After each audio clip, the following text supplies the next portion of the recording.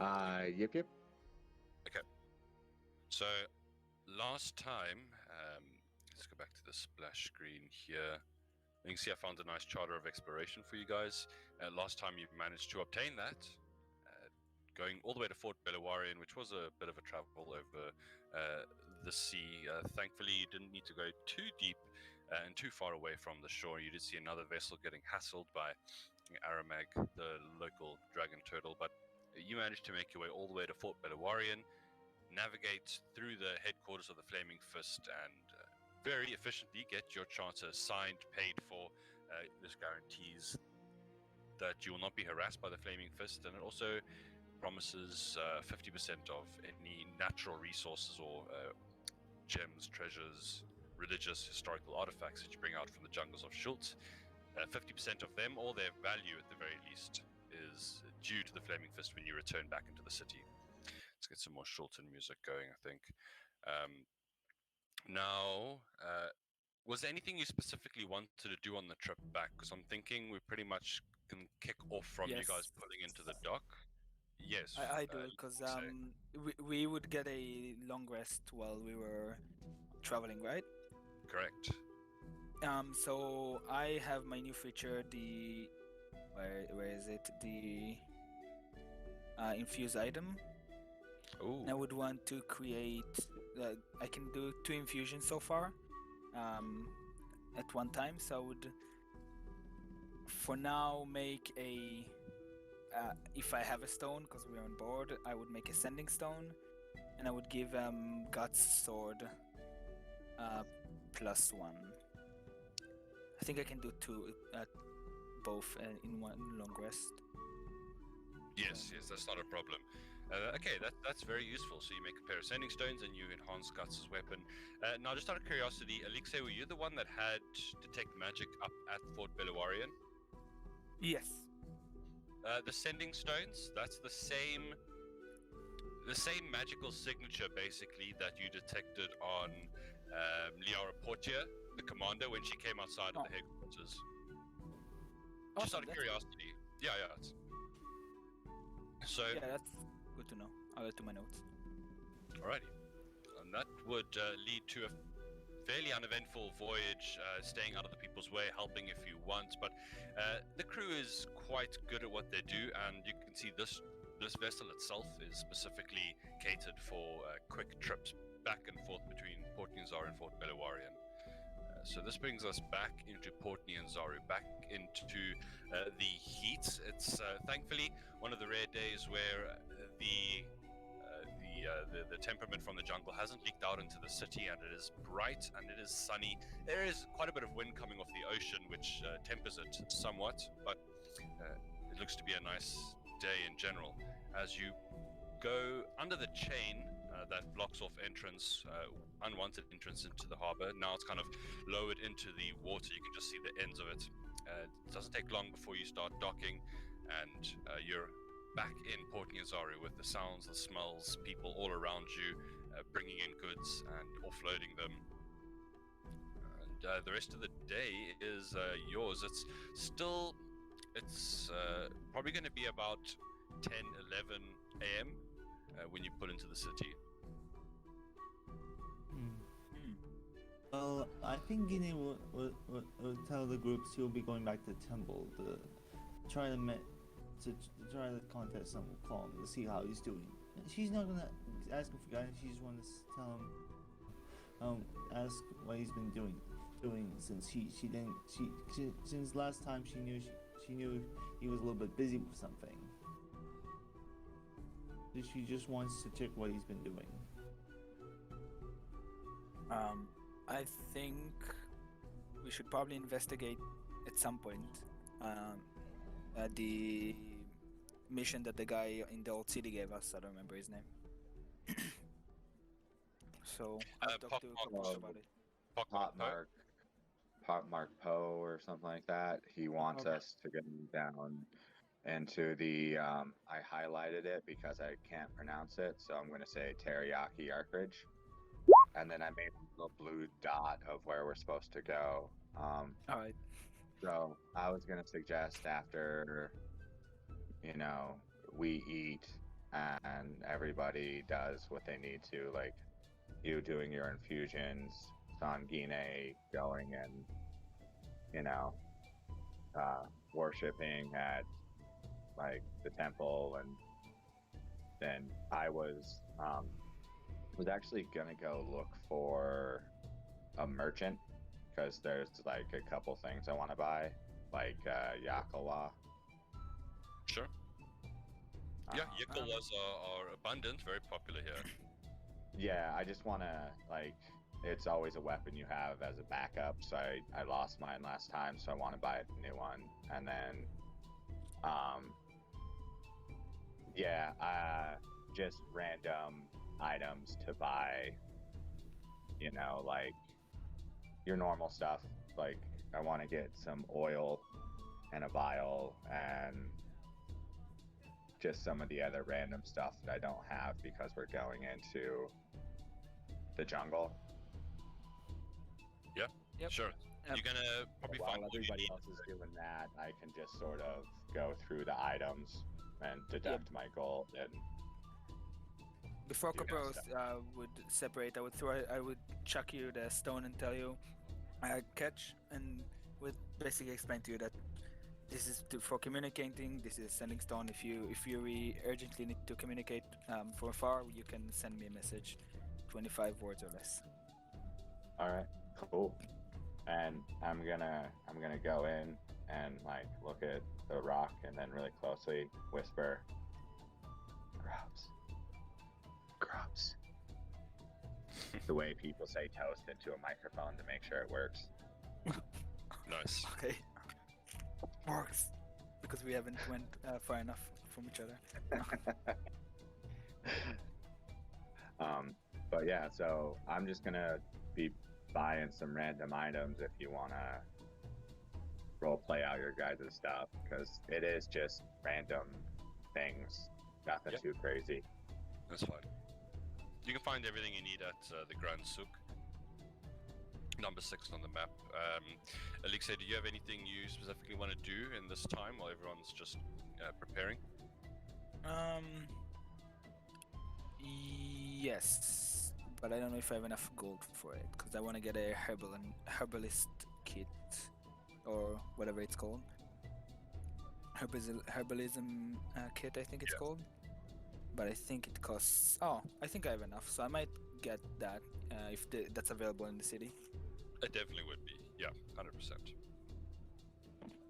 That's only 5 gold pieces. Yeah, it's not so bad. How many? 5 gold? 5 gold. Oh, I thought it was 50. Okay. According to D&D Beyond, yeah. Oh, that's awesome. Well, If someone's charging you 50 gold for that, well, they I've been are- Tourist scammed. prices, yeah.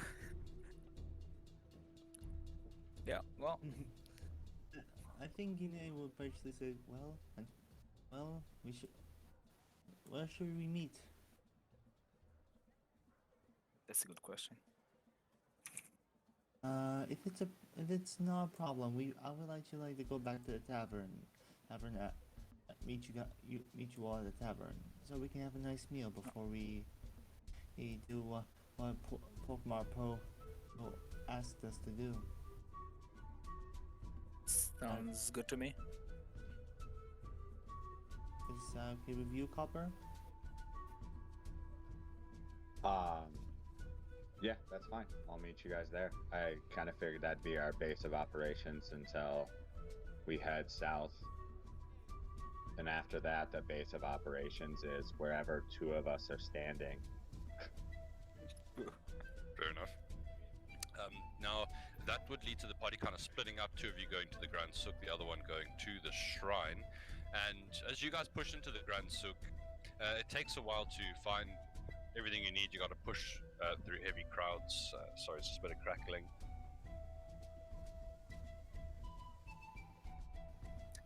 Just out of curiosity, do you, Sangine, do you have a spare mic or headset that you could test with to see if it's the device? Sorry, no. I asked my mom on the go. We went to the mall, but we forgot to buy it. Okay. We went clothes shopping today, and we forgot to buy the new mic. Sorry. No, that's fine. You can even use your cell phone. Your cell phone has a beautiful mic. Normally they do, at least. But That's how I I- roll. I'm using my cell phone. yeah, Yeah. usually pretty good. I'm sorry if I'm causing inconvenience for you. It's fine. It's just I can't even hear my own voice like really when there's like static in my ears. It's quite. Just tell me when I have to be myself. Just tell me. Be honest. Okay. Let's see. Then Grand Sook. I mean, there's lots of people around you. Everyone. The city has pulled in a lot of foreigners recently, and you're kind of rubbing our shoulders with a whole variety of strangers from all over Faerun, and some of the locals. So you can hear, you can see like an albino dwarf on the corner, like shouting, having an argument with someone else. You can see Flaming Fist busy, look like harassing this kind of weedy merchant man by himself. There's just chaos in every direction. I need to retract one thing. I meant alchemist supplies, which is 50 gold. Okay, that's why I was so confused. Yeah. I'm changing it to that, if that's okay, unless it's not available. That would be available just as well. Okay. Let's just see here though. You would be charged 55 gold for it though. There would be a slight markup. Well, unlucky. Gotta deal with it. So I believe it comes with all kinds of glass and stuff that isn't made in Schultz and would have to be imported. Cool. That's fine. You guys can find what you need. The markets are abundant with goods and people. And in the meantime, Sun Guinea, are you going to be walking up to that same temple? Yes, and the same statue where she contacted Shang Wukong. Sure. Now, let me give you an idea. Let's see here. I had the picture a moment ago. Where you find this monkey likeness, so to speak, is a line of statues bearing animalistic features. It is a small shrine dedicated to the old gods of Schultz, and while not necessarily representative of Sang Wukong, it seems to have at least some connection, and it seems to be a strong point for him to at least connect with you. Trying to find the handout for this, but that is really awesome. Actually, I'm really happy he did this for me, DM. Well, what's coming before the statue? You look nodded to by some of the local acolytes who recognize you from last time. What are you going to be saying? Shang Wukong, please hear me. What? I want to know why have you been doing lately? Sorry if it's too personal, but I'm curious. Hello. Hey, welcome. Oh, Oh, I didn't know you were joining us this week. yep, I managed to at least get a little bit of time.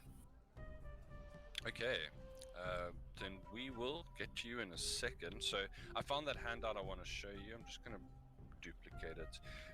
But you entreat your god, Sun Wukong, and to see how he is faring. There is a kind of a grated voice. The curse upon Faerun. It disturbs the passage between the living and the dead. It is throwing chaos into the world. It matters not how I am doing.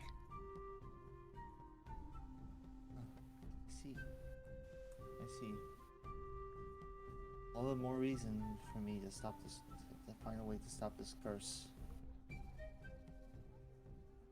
There's a pause, and then almost as if the figure kind of turns away, momentarily focusing on something else, and then you feel this figure focus on you once more, and almost a tail kind of flicking out and brushing along the side of your neck before retracting.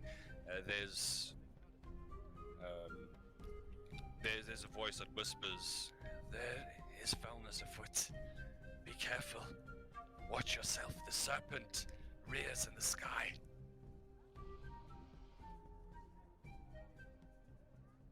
Understand, great sage equal to heaven. She bows her head and heeds the warning.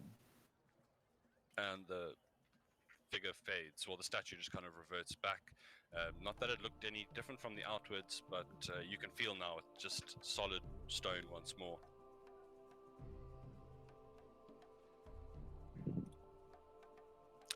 Okay. So, as you're hissing again there. That's weird. It didn't even go away when you muted yourself. Huh, maybe it's something else. Maybe it's something else. Was it me this time? I don't know.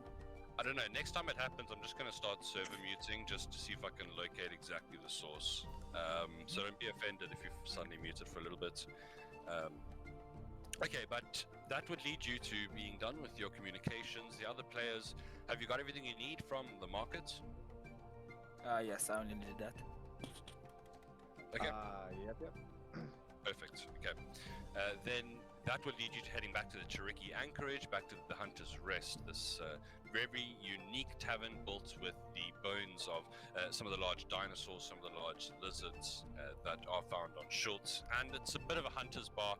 Entering in, you see people... Oh, sorry. Someone's got a freshly slain triceratops, and they've got this huge head they're busy mounting on the wall to hang amongst the others. People are kind of cheering. It's this is definitely a bar for people who like to bring down prey and have something to show for it. But as you all meet up there, it's not too hard to at least get a drink, get something to eat, and prepare for what is to come. You know where you have to go, and well, maybe you guys can chat for a second. I would just like to jump into whispers with our new player and just get an idea of how to bring her in. All right. That's fine. See you guys in a moment.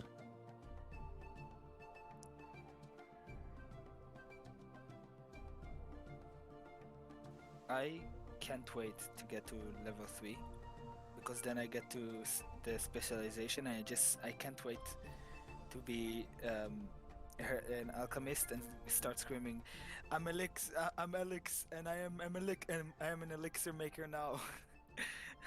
Well, I can't wait till I can't wait till level 3, then I get my small companion. Oh, I don't know anything about warlocks, so Yeah, warlocks get either 4 options at level 3. Either Pact of the Chain, Pact of the Blade, Pact of the I think Amulet, I forgot what, or Talisman, Pact of the Talisman, or Pact of the Tome. I'm going Pact of the Chain. Nice. And I think I'm not sure how you're gonna react to my companion since I'm a celestial warlock. Is it magical? It's gonna be a I think magical creature. It's gonna be a magical creature. It's not your average. It can be either a fairy or imp, or anything else basically, or anything else of that description. It can be a pseudo dragon as well. Pseudo dragon. That sounds cool. I have no idea what it is. It's a really small dragon that's the size of a cat, but it's technically not a dragon. It's a type of fairy species that is a subrace. They're magically adept, and they like to cause tricks, and they're obsessed with sweets. So what you do is you train one by having it lick like a sugary sweet, and then That's really cool. you keep training it with sugary snacks, and then you leave a tray out and it learns, oh, this is where I eat, and then whatever they want me to do, I'll just go ahead and do it. And they're all illusionary based magics, but like cranked. They can do some cool stuff. The artwork is really cool. My only problem with it is that there is a P at the start of a pseudo dragon, but that's me being dyslexic, so It's like, pterodactyl. Starts with a P. I, I do not like languages. I may not speak now. Yeah. I actually still can't wait until I get level 3. You guys are going to. I think you're going to be quite surprised what my familiar is going to be. Is it gonna be a monkey? I don't want to ruin the surprise. Copper, don't spoil it for him. Don't spoil it. I'm guessing it's gonna be a monkey. Even if it's not a monkey, I'm gonna call him monkey. Oh, you're not. She is not gonna like that. Oh, okay. Well, too bad. That's his name now.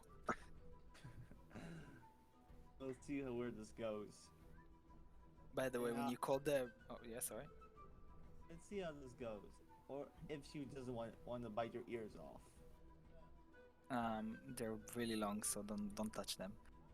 When you called the part teriyaki, it only made me wanna like create a town with like all like sauces name. Like there's a town there's like the like the underground is Worcestershire sauce because no one knows how to say it, and that's the secret word to get it to it, or something like that.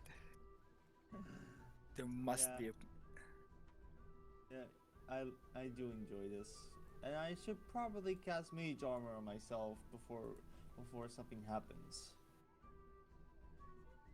yeah, that sounds As we're actually like sitting here and eating, I think some he will go out, will basically stand up and just a muzzle, and just like a pop, and just like like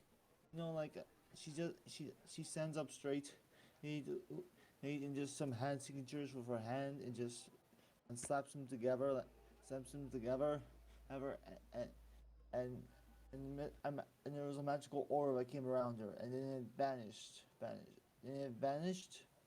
and somehow, if you hit her, you won't be able to hit her that easily. Okay, we're back. nice.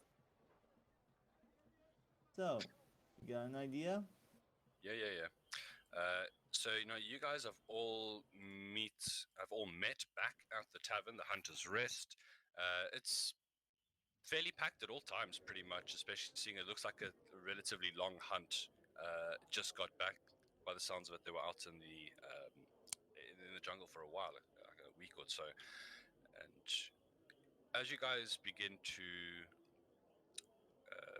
whatever you're going to be doing, getting food, getting drink, or just speaking to each other amongst. Yeah, well, I mean a lot, and also DM. It's okay if I cast mage armor on myself, thanks to armor of shadows. Yeah, totally. It lasts 8 hours, so it makes sense. Just have it up at all times. Yeah, Faint blue force field around you, kind of hugging to your shape and form of your body, flickers for a moment into existence and kind of fades out of sight. No one really notices in the chaos, well, not chaos, but everyone's kind of drinking and having a good time, showing off their kills. You see a figure that, after a while, was kind of looking over at the group and eventually begins to get up and walk towards you all. What would they see as they look towards your character, Sherry?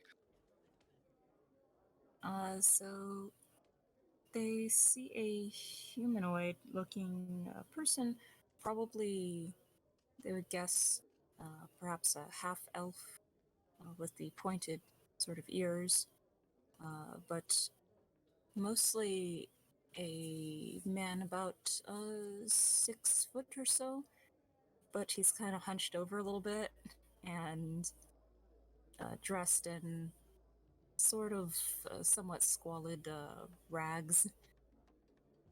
Perhaps not very well kempt.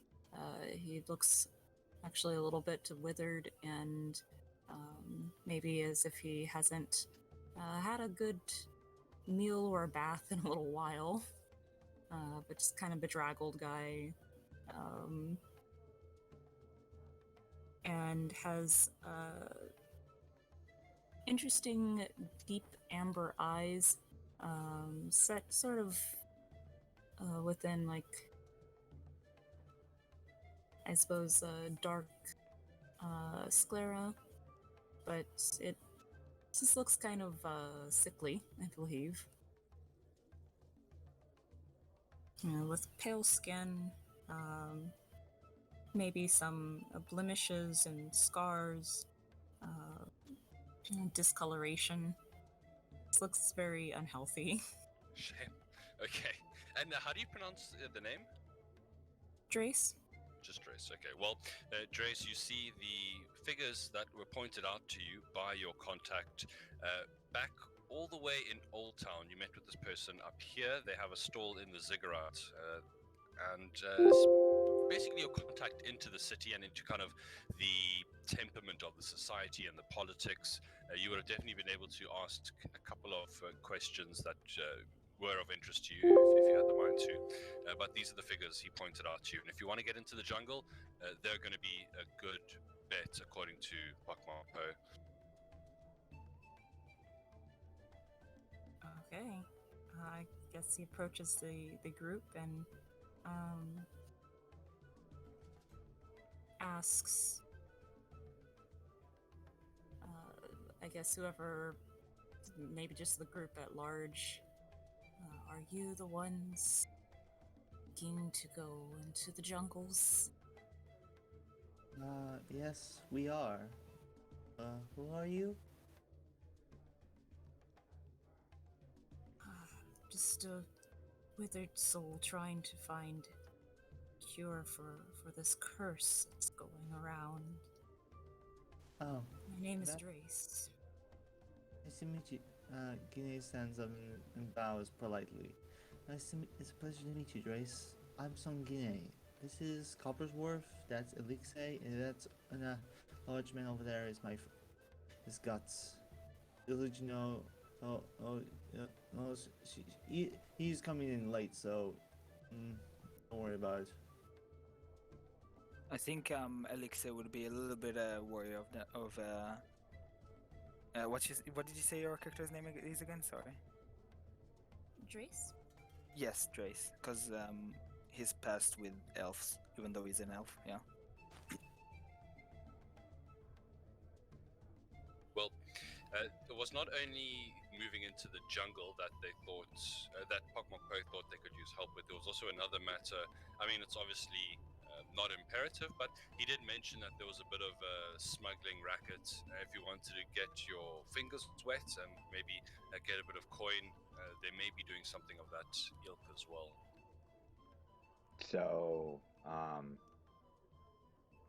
I'm gonna crawl onto the table out of my bucket, which is actually just water this time, because there's no need to get a book for my buddy. And stand up and then walk over to you. And just sort of like look you up and down, and then give you a like sniff. And I'm gonna look really annoyed and ask if Pock-marked Poe sent you as an ally or a watchman. You probably get a pretty strong sense of almost that rotting smell, like something that's really sickly, giving off a sense of decay. Almost perhaps of an undead. But he will say, an ally, of course. I do not mean to be any sort of watchman. I only seek a cure.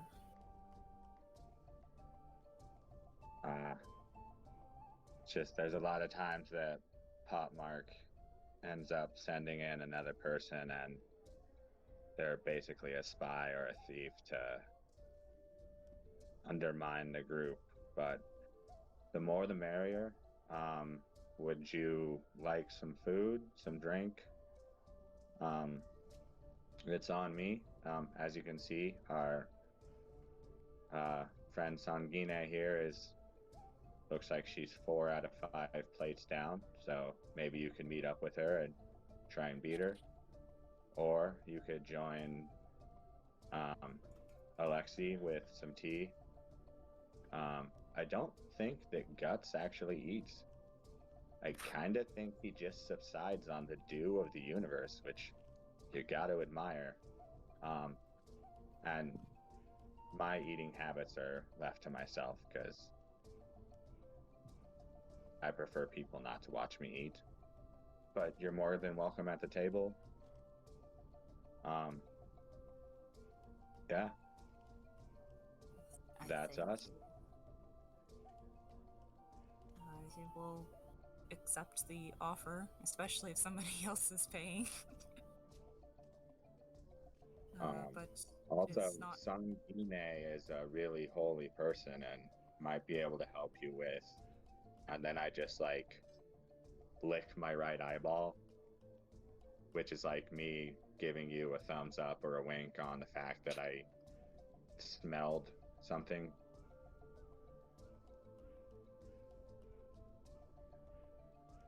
Really? Yes. It'll be quite. It will be nice to have some more help. Help if we're gonna stop this smuggling thing. I mean, you can see some people, even some of the hunters at least, looking back at you, Coppersworth. Just not like staring, but every now and again glancing towards you. So you probably would feel the slightest bit of discomfort. These people probably don't have a problem hunting humanoids as well.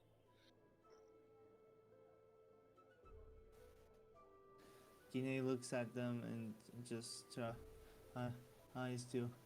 Oh, I'm not sure, but she just doesn't want her friend to feel threatened by these people.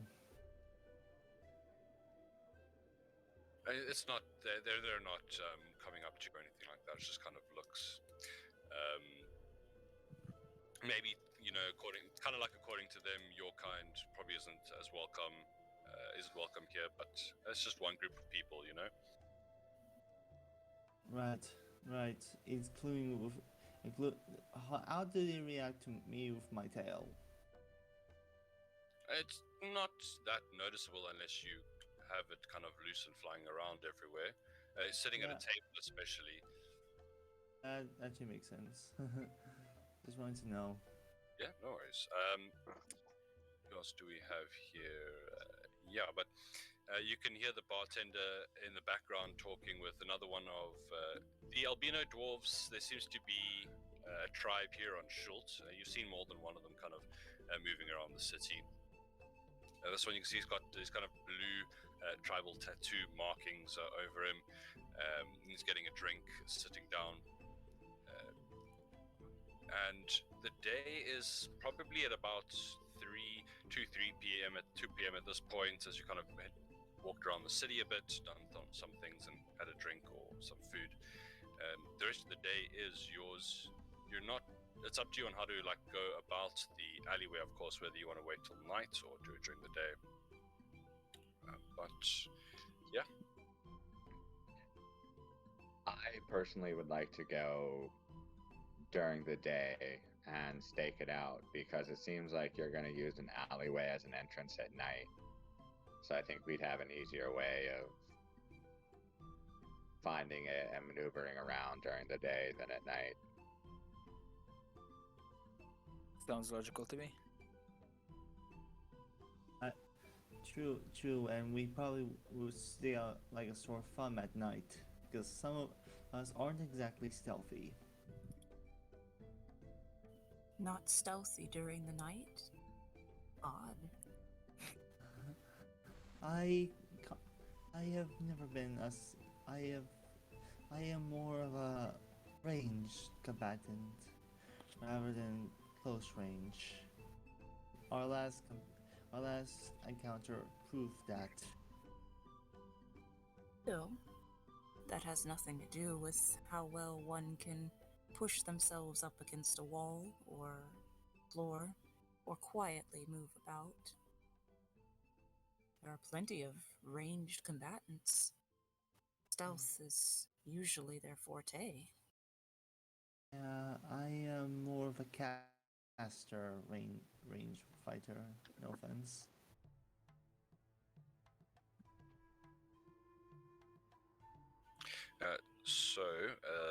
You do hear the sounds of the Cherokee anchorage.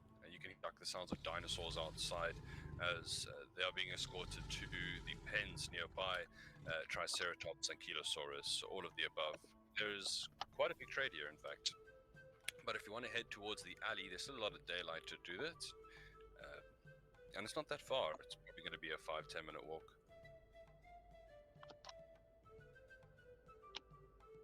So, is everyone ready? I am. Got the right spells.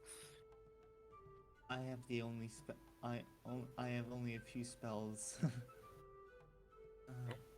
You're all rested at the very least. Mhm. Pushing out into the city, you can see the herd of dinosaurs retreating to the west towards the pens in the distance, but otherwise people bringing goods off the docks here, and this is a bit of a more not like an illegal docks, but more general trade goods that aren't brought through the official entrance to the city, just to kind of supply the people and kind of bulk suppliers here. And as you push through these crowded streets, it's not that hard to turn aside at the entrance to the city. You can see the bored Flaming Fist kind of looking out for any mercenaries that might be heading back in from the forest. You head down south into a less crowded street, but still very busy, as the people of Portney and Zaru are out and about, just shouting, calling to each other, tabaxi minstrels singing on the sides of crossroads. Eventually, you start to approach the area. Is there any preparations you're doing, or you're just kind of going to amble past as general civilians?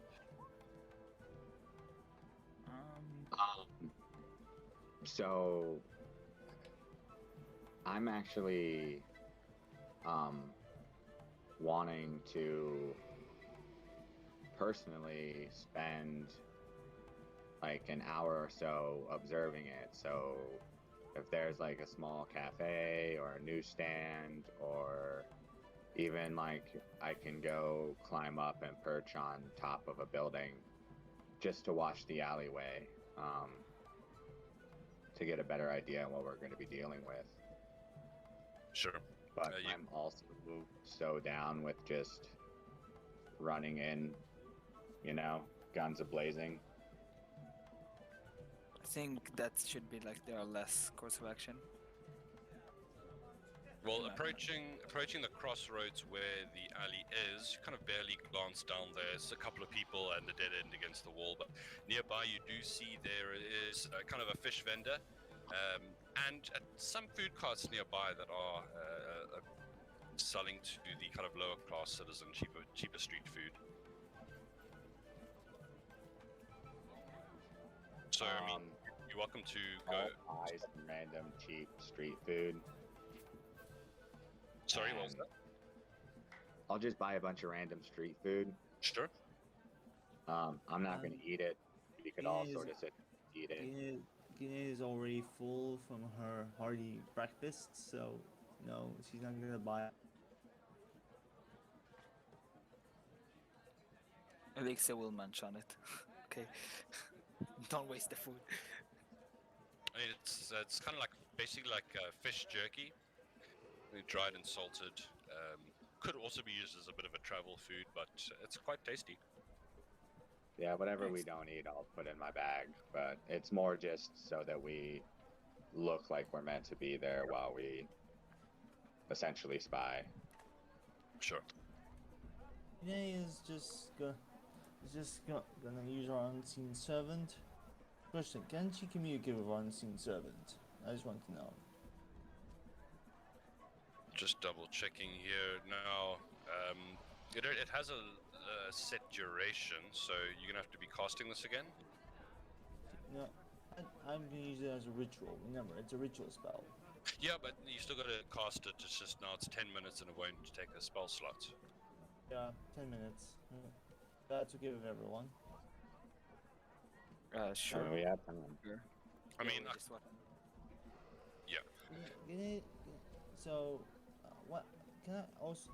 Okay, can I cast it as a ritual? For if 10 you have minutes? ritual casting,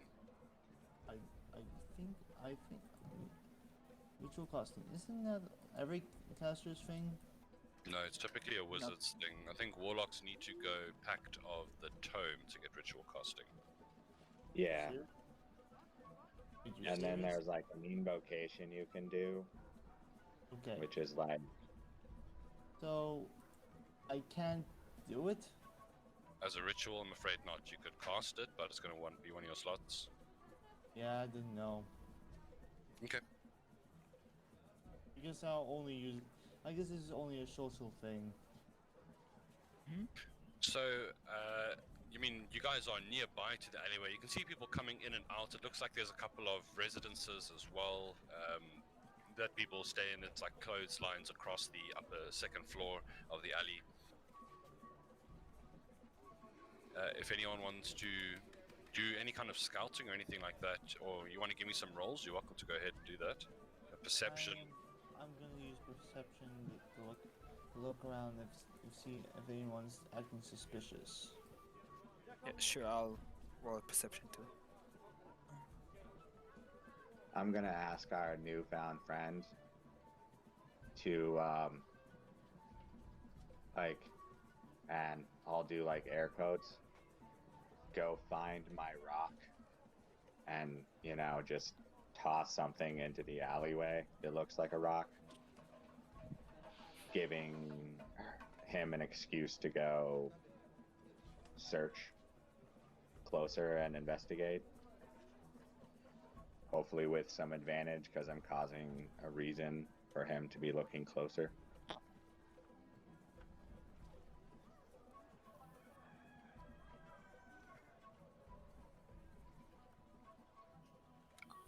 Right. I mean, is that okay? Like, Yeah. No, that's fine.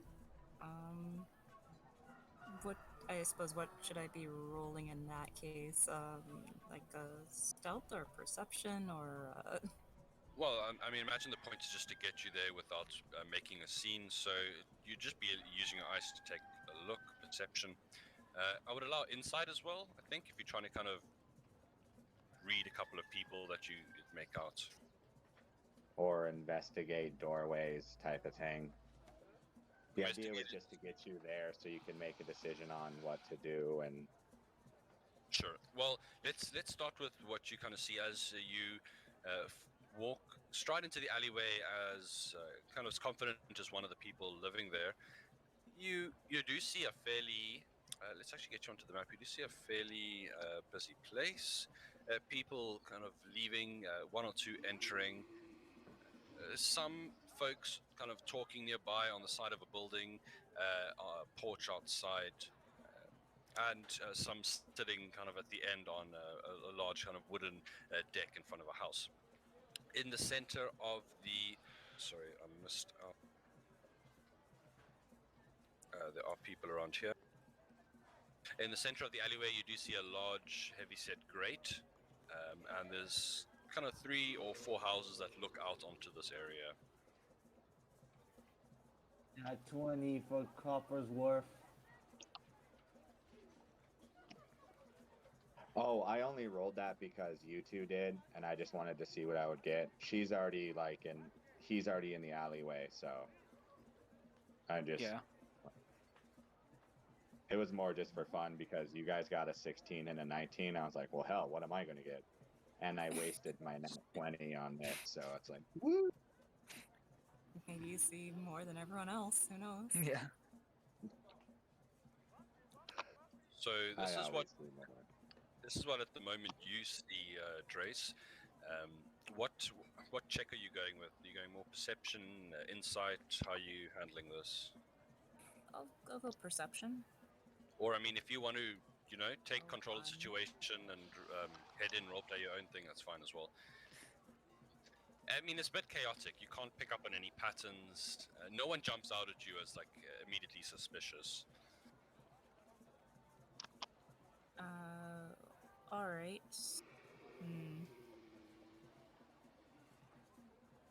Well, can't really see anyone that's specifically looking shady here. So I suppose he'll just try and blend in. He's gonna try and look sort of, I suppose, like a beggar, considering his kind of bedraggled state, and just like, probably petition people. Okay. So you're just gonna push into the alleyway and see what you can find, basically? Yeah. I like it. Okay, well, as you head in, starting to kind of heckle, asking for a copper or a silver, we'll get right back to you in a moment. In the meantime, as you guys are keeping an eye out from the basically the fast food stand, you do see many people kind of entering in and out of the businesses around you are like wholesale fisheries, textile mills, other places that secure trade goods and everyday items for purchase and consumption in Port Nyanzaru. But you do kind of pick up Coppersworth on this rather interesting conversation that is happening with a group of people behind you. You being a guide, you're kind of partial to those individuals' travels into the jungle and kind of how they deal with things. And you're hearing a story of a group that kind of just got back. And it sounds like it's kind of two old fishermen speaking about it. They head out with 7 and only 2 come back. The Terrafolk got them. Just shoop, and he kind of shows his hand soaring into the sky up above. Fly off and probably pick them apart. You know how those creatures are. Vicious tribesmen, basically. You don't say. Yeah, I believe at the end of head up River Tariki, apparently. They say about 5 deadies by canoe. You see a large stone spire to the east sticking out of the jungle. That's where they live, apparently. They call it Firefinger. All right. Yep. I can actually show you, because you being a guide, you would be relatively knowledgeable on the general geography, and everyone knows River Tariki is the eastern river that heads out of Port Nyanzaru. So, according to those guys, apparently somewhere along that river there's a giant stone monument that houses a tribe of Terrafolk, which is good information to have because, I mean, you yourself, let me just get the handout here, you know of Terrafolk, and they are very unfriendly. They're smart enough to wield weaponry and have a language of their own, but kind of hold over from a kind of a mix between humanoid and dinosaur. That's what they look like. And each one is large. They're fairly big things, 20-foot wingspans.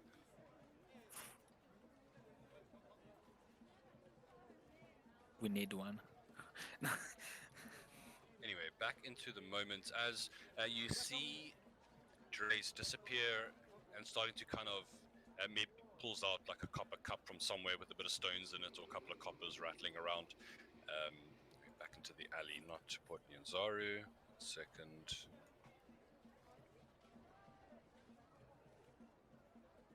You come up to kind of the first couple of groups of people and asking for anything they could give you, a piece of bread or anything. You're pushed away for the first couple of people. These are having a conversation and they kind of just shoo you away. The third one kind of gives you a bit of a bruised apple. And by the time you work your way up, and let's actually get you onto the map here. By the time you get to kind of the last one here, you see at the corner of your eye a figure here kind of gets up off a chair and jumps down. Hey, old man, I have a word with you. All right. Like turn around and also like kind of shake the cup. Like, can you spare anything? Coin?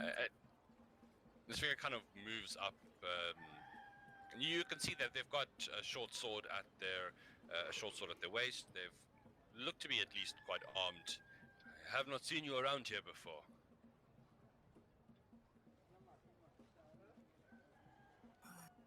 I just arrived. I'm down on my luck. So make a deception check. I mean, if you feel that's true enough, I mean, it could be. You're welcome to make a persuasion.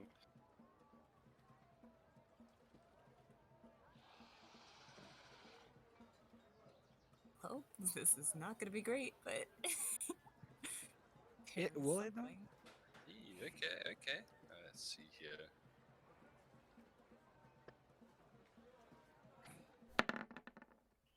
Yeah. He spits to the side.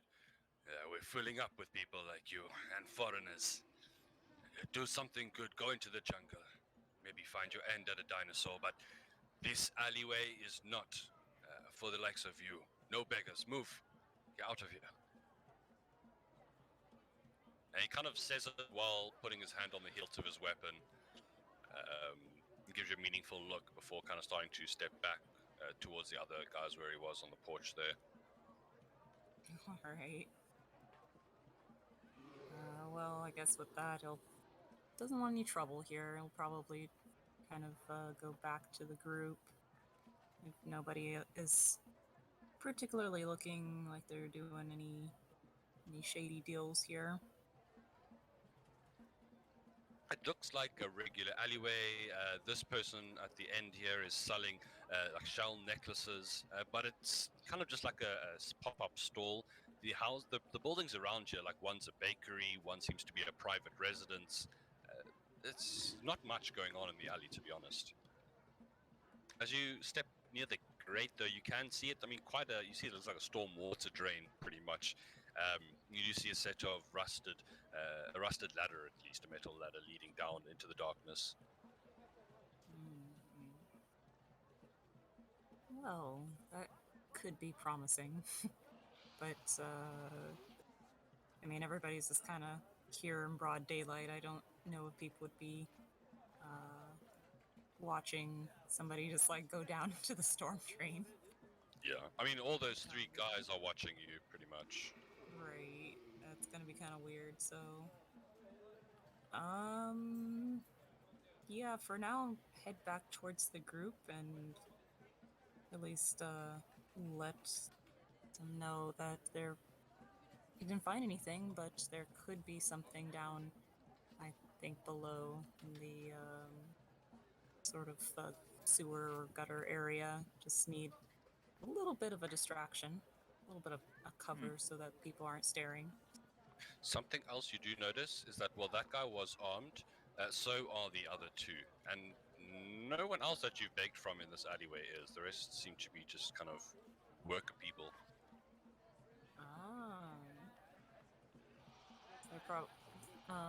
Did he have like a uniform or anything on? Or just like No, some armed person? just looks like a regular commoner. Alright. So those guys are probably a little suspicious as well. That's probably maybe what we're looking for. But I'll go back and tell the group at least that information about those guys that are kind of suspicious and possibly things going on down below, but I don't think they like me very much. I don't have anything for destruction, unfortunately. Can't think of any way to use my spells for that. Don't know if I have anything in general. I have an idea. Shoot. DM question: if I do that as unseen servants, does it come back into doesn't short rest 1 hour? It lasts 1 hour, that's all. Okay, so I get my spells back at 1 hour if I do cast it, so that's good at least. No, the servant only lasts for an hour. You'd have to have a short rest to get your spell slots back. Which is 2 hours. No, I think short Oh. rest is 1 hour. Oh, okay. That's sweet. Yeah. That's even better. Sure. But I'm you down you for wanted 1 to hour say program. something, Coppersworth. What are you saying? So what Yeah. I was gonna say is like that when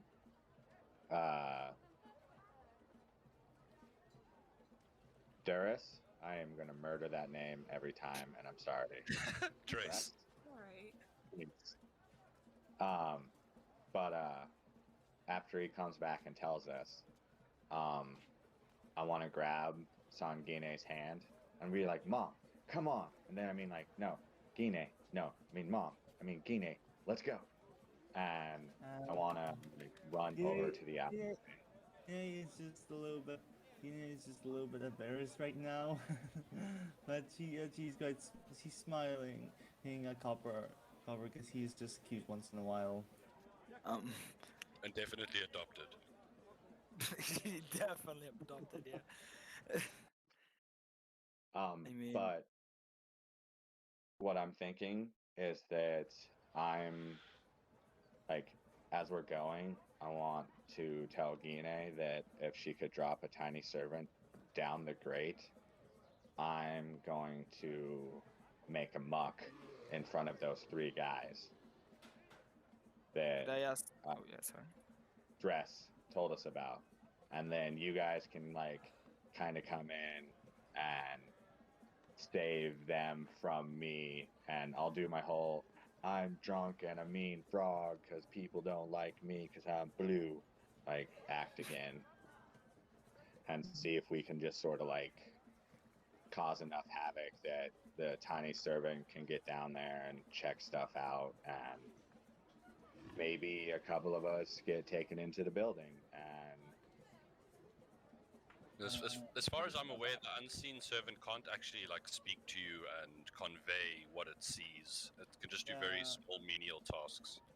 Yeah, that's gonna be a problem because I basically look up on the spell and no, it does not do that.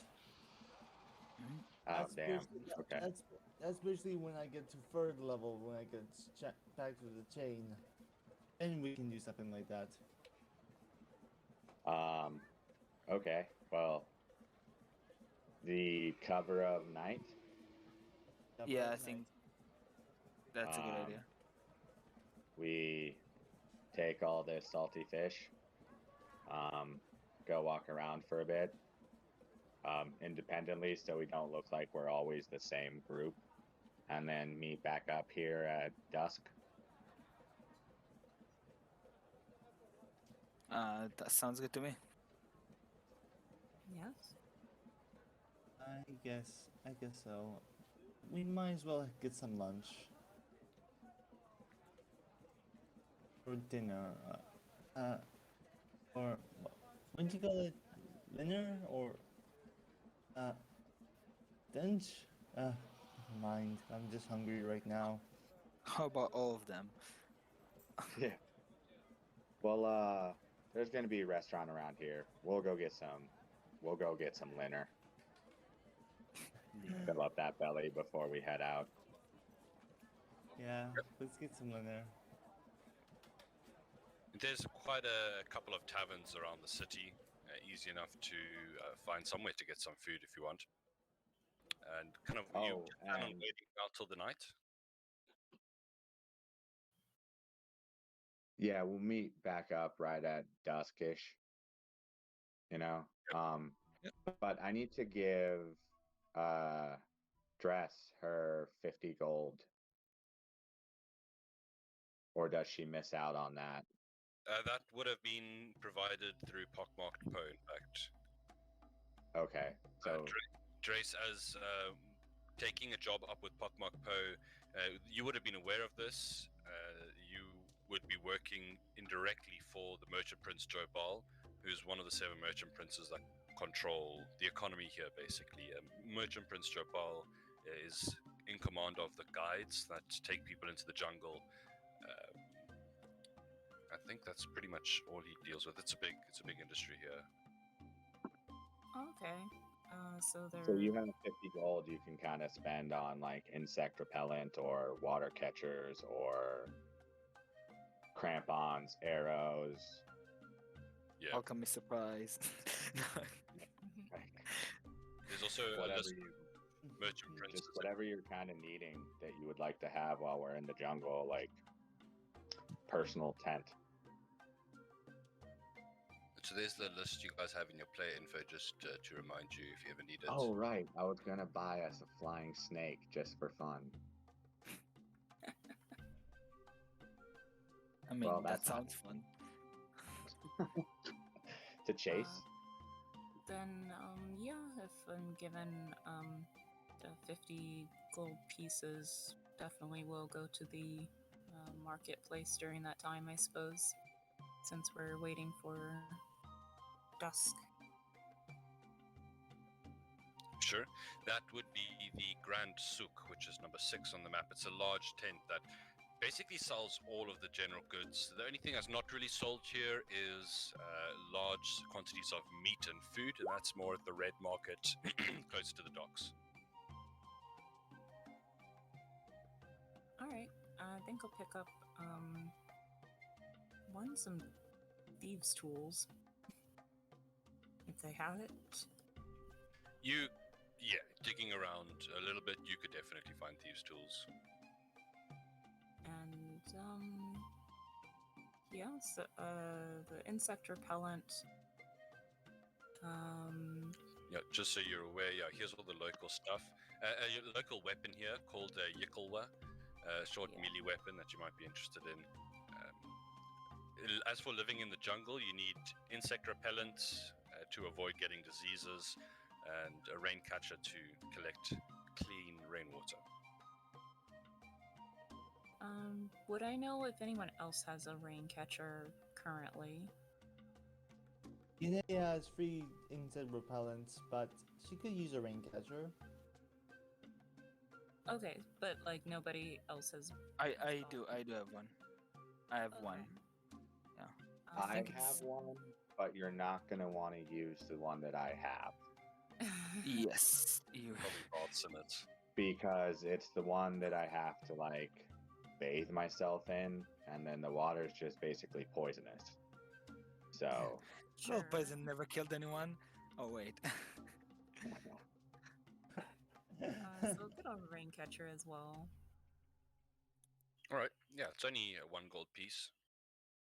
They're a local trade here, made by artisans in the city.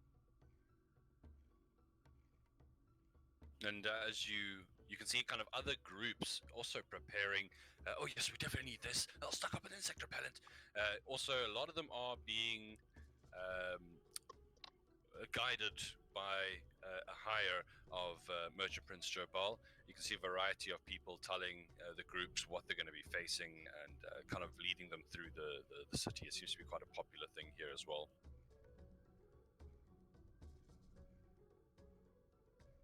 Alright, is there something that they seem to be buying more than the other?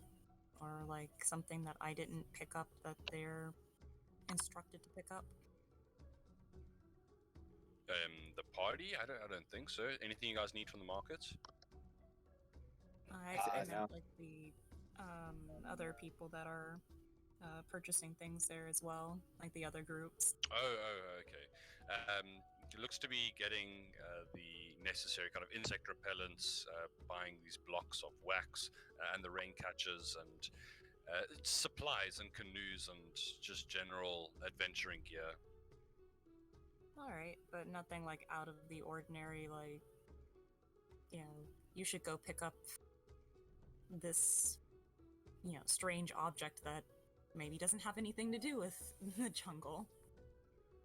You can have. that's where I come into play. I'll get you those things while we're in the jungle. That's an interesting question. I could say you could give me a perception or an insight. Alright. And get the character sheet open.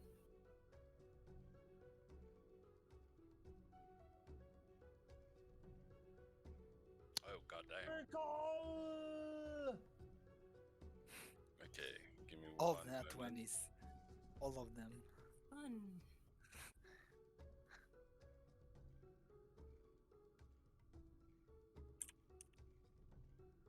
Maybe I just get distracted. I see what everyone else is buying.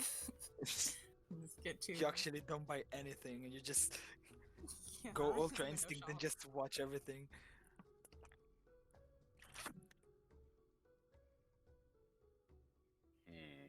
Yeah, Instead of- you see a couple of figures next to you.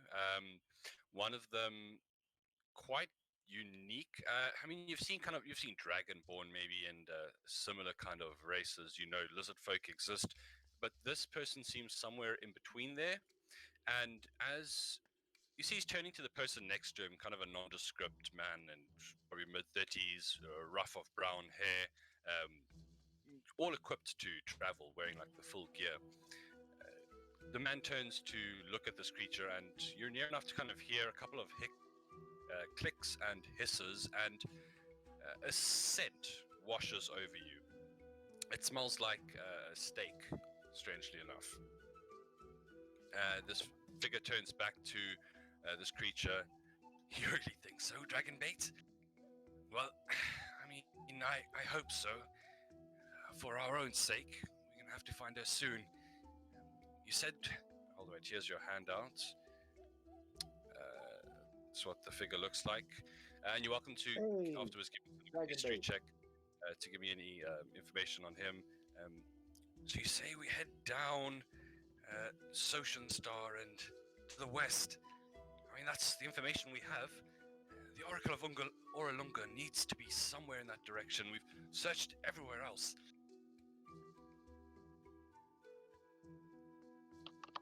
Let's see here. So they mention a place called Oralunga. I'll write this down for you at the end of the River Social Star.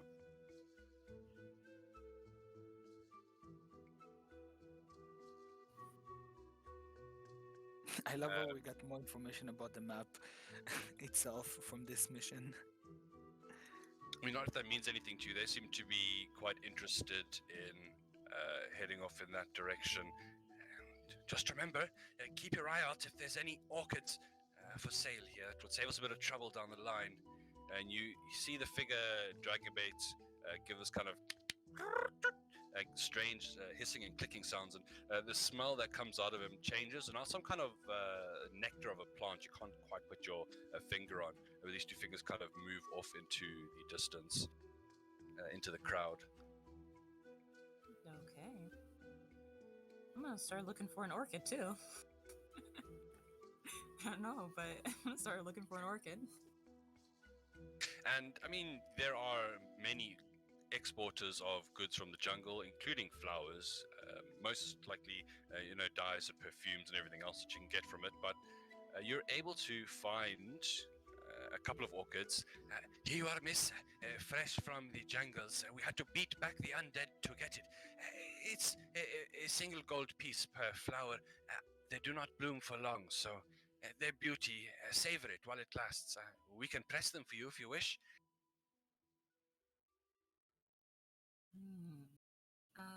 Yes, a pressed one. Very well.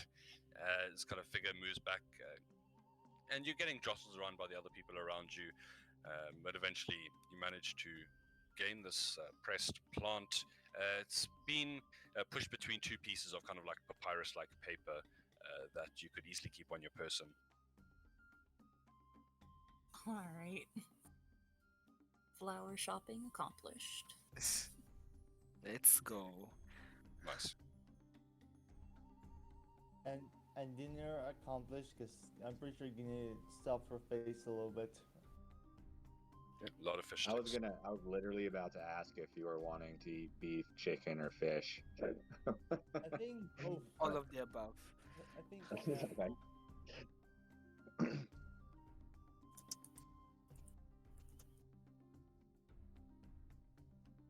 Well, as the day grows longer, I mean, you hear the stampede and roar of the dinosaur races taking place in the streets outside. And a new sight for you, Dhrase. You can see these figures roaring and stampeding past with people on the side kind of crowding in to cheer and kind of guess on who is going to be winning this. I've got it. Yeah, this was on the splash screen, but that's basically what it boils down to. This one, however, you do see that the carnivorous dinosaurs are muzzled at the very least. Is everyone... Yeah, I mean, it seems to be a regular occurrence here from the people's reaction. You guys still have a couple of hours till the sun sets. Is there anything else you wish to do? You can also hear quite a large crowd from, don't forget there's a Colosseum as well. Events happen there fairly frequently. There's also the Executioner's Run, where the prisoners are sentenced by trial versus dinosaur if they can get to the end of the ditch with no weapons or defenses. Then they're free men again according to society, and people bet on this a lot. Gine is probably gonna go back to the temple. Yes? She's gonna go back to the temple, and she asks if any of you would like to come with me. I wouldn't mind. Alex would. I'll go with you. I would tinker with my alchemist supplies that I just got. Just like have fun with them. I don't know what Nice. they have in them, but. So have you guys paid for kind of rooms at the Hunter's Rest for now? Sure we did. I think we did. Okay, you can kind of head back to there. So where you were heading, Sungine, actually the Temple of Gond is the actual building. Popular amongst Port Nizar's many artisans, craftspeople, smiths, ivory carvers, hydro engineers even. There's this large, beautiful centerpiece here with an immense fountain, water jets shifting constantly to create actually amazing shapes, and it's all done with nozzles and valves, moving on quite advanced machinery, not what you expect in a temple, a religious place of religion at least. He is gonna sit in front of the monkey statue again, and about to, and she's just gonna wait until what Sun Wukong Hong asks of her, and she also would like Cobblersworth to at least meet him once. I'm just gonna like imitate what she's doing and like fervor. Okay. And you kind of reach out to your deity once more, your patron as it is. You feel kind of a flicker of recognition, but nothing comes to the statue. It would seem that Sun Wukong is preoccupied. She opens her eyes and looks at the statue. I hope you're doing good so far. And you can see, yeah. As you turn to the side, you hear kind of the click-clacking of shoes on the shiny temple reflective marble surface on the floor, and another one of the acolytes is walking past and turns to you. Be welcome to the Temple of Gond. I see you have found the representation of Wongo. Wongo. Do you wish to know more? Well, to be fair, my patron, I do not know who Wongo is, but I feel my patron is somewhat connected to him. And she motions her tail to him, monkey tail. Figure takes it in with fairly good grace and nods towards you. Well, Wongo is a remnant from some of the older civilizations that didn't make it out of the Schulzen jungles when Ubtao unfortunately turned his back to us. Wongo, of course, the representation of a Sioux monster, one of the fiercer of the primates in the jungle. And you would have seen a Sioux monster flicking through Volo's guide. That's basically exactly what they look like. They're Oh. fairly ferocious creatures. That's cute. Yeah. Scary but awesome. She nods. These animalistic gods, I'm afraid, not much more is known about them except that some of the older societies picked up worshipping them after Ubtao turned his back on his people. And she kind of looks down for a moment and giving a silent prayer, looks back again. You are always welcome Does here. she notice the? Yes? Does she notice my maze emblem? Is it 'Cause I prevalent? know Is it that like on your here, chest? but I do have an emblem that's a maze of Ubtao. She would definitely, if you have it in the open, she would notice that as she kind of looks over all of you. I don't think it would cause her to, well, maybe she would nod towards it. A follower of the maze, I see. Not many left that still believe in the father of the dinosaurs.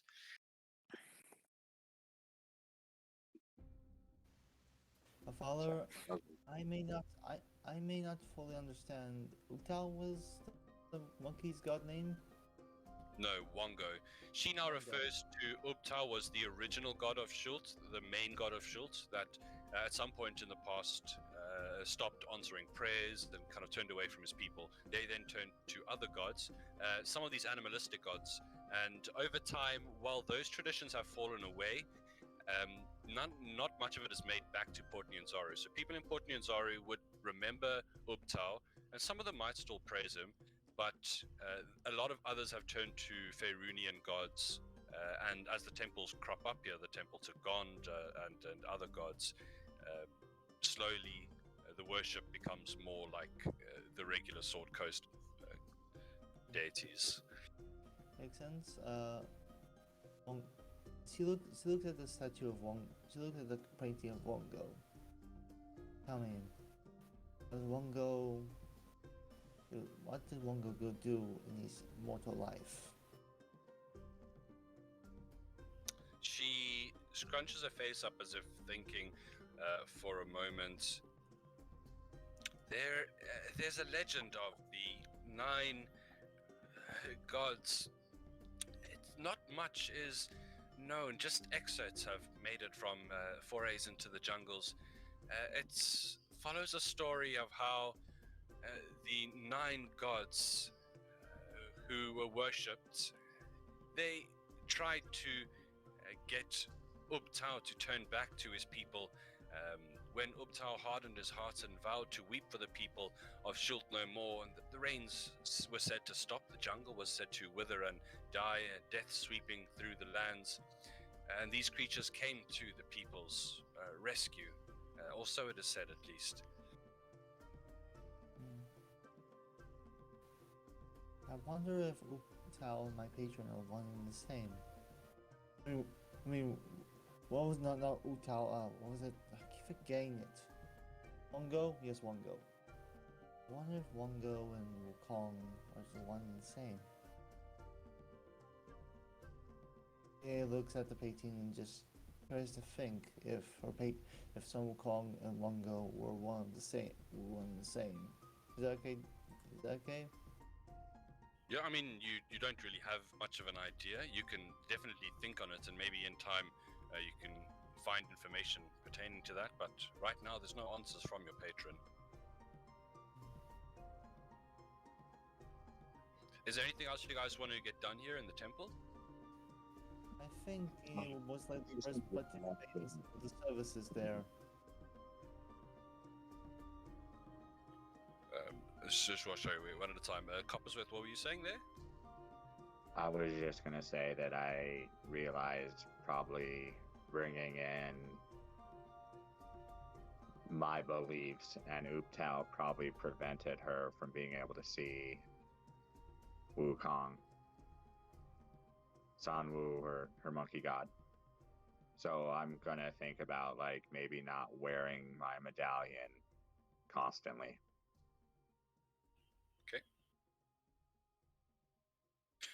Sorry, son Gine, did you say you were finished in the temple? What else did you want to do? Yeah, she is gonna use cast on scene 7 and spend at least 1 hour in this temple, just doing some small services like cleaning, like like cleaning and doing any services that they will allow her to do. No, free of charge, of course. Sure. Yeah, charity is always accepted there. They are happy for the help.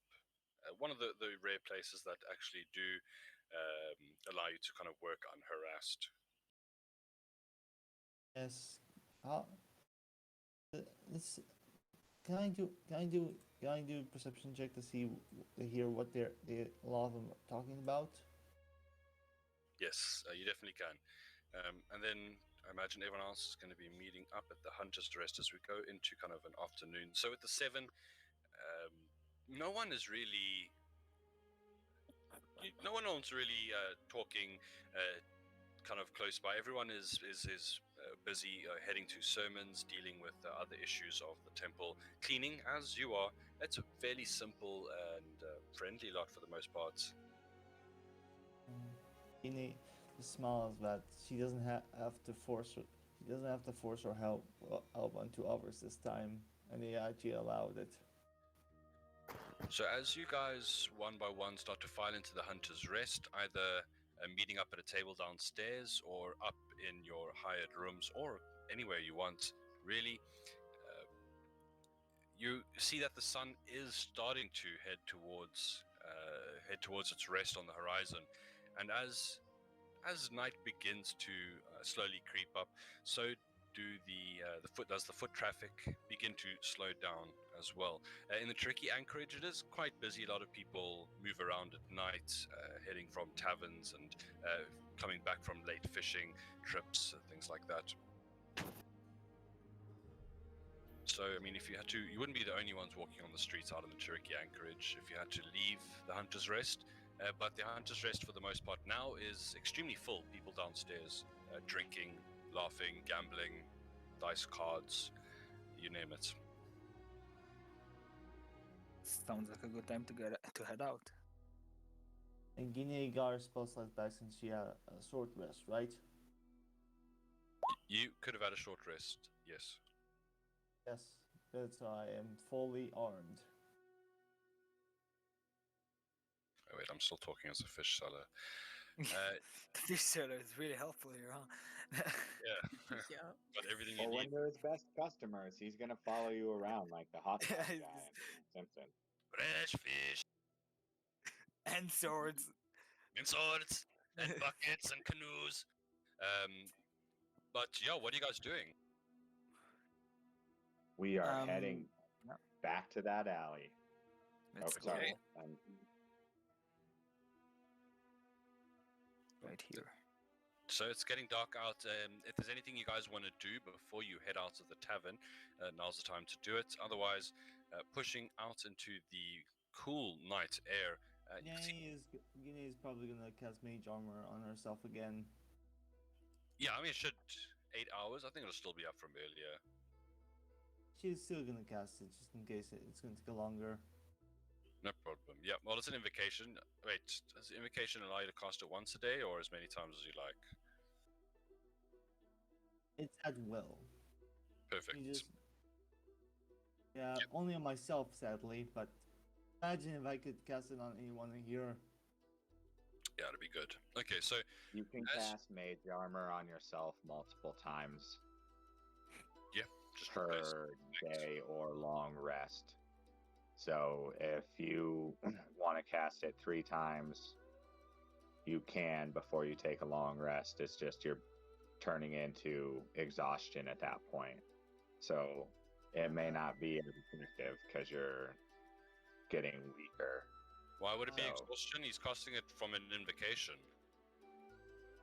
What I mean is like he stayed awake for 24 hours, so you'd have to roll for exhaustion.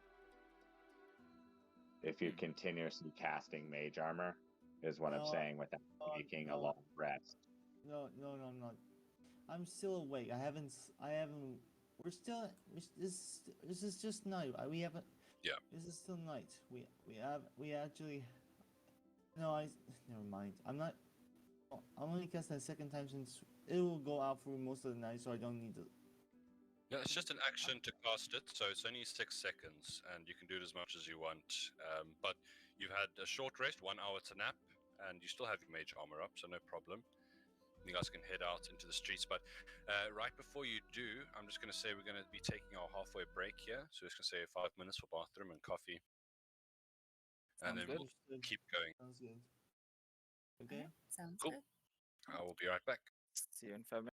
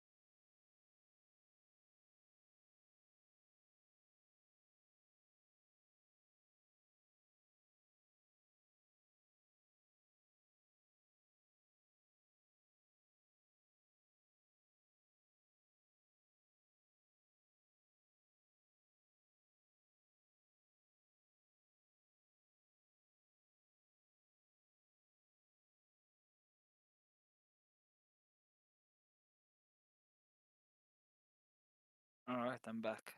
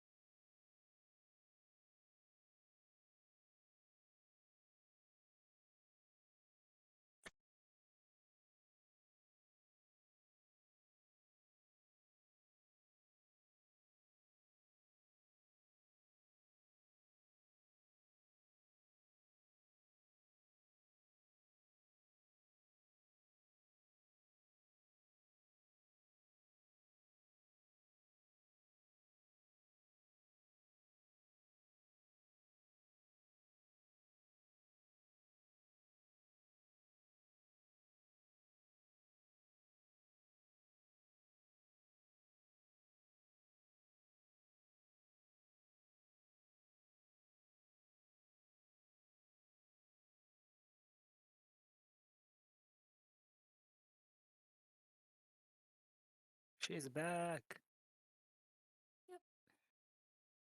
I guess, and we can keep going with things when people are ready. I mean, it seems like Copperworth and Sanguine are not ready yet. There's no rush. Mhm.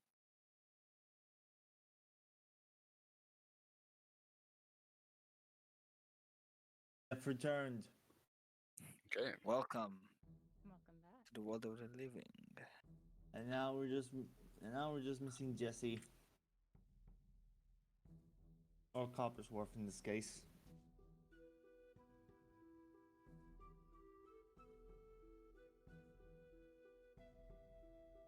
So, were grungs actually tiny at the end of the day? What? I can't remember. Hold on. I think they're small size. Small, yes, not tiny, of course. Small, they are small. Sorry about that. The wife is finally feeling better, so I was able to talk to her for a bit. Oh, Hey. good news, man. Always good to hear. Yeah. Alright. Let's do this. Cover of night. Heading through the streets, trying to blend in with the other people heading to the docks after to the taverns after a hard day's work, or heading to their various places of stay. There are a lot of workers that stay in boarding houses along the tricky anchorage, but as far as private residences, more people that are kind of doing the low-end jobs would typically more live in Malar's Throat, on the other side of town, a bit further on. One moment, I'm sneezing.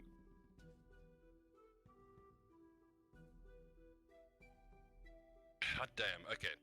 So pushing through the streets, there's lights coming out from the houses, kind of second floors, and a lot of them are dark, as some of them are businesses, but a lot of taverns in this part of the city.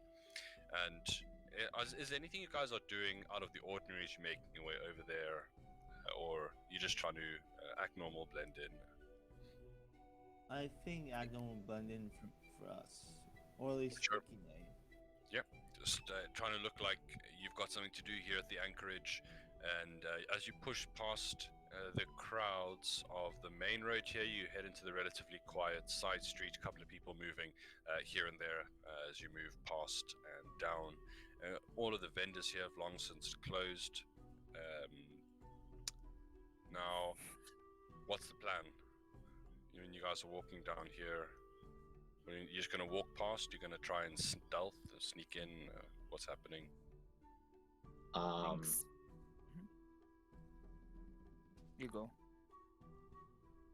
I was just about to ask, what's everybody thinking? Because I'm thinking I could climb up on a roof. I'm thinking that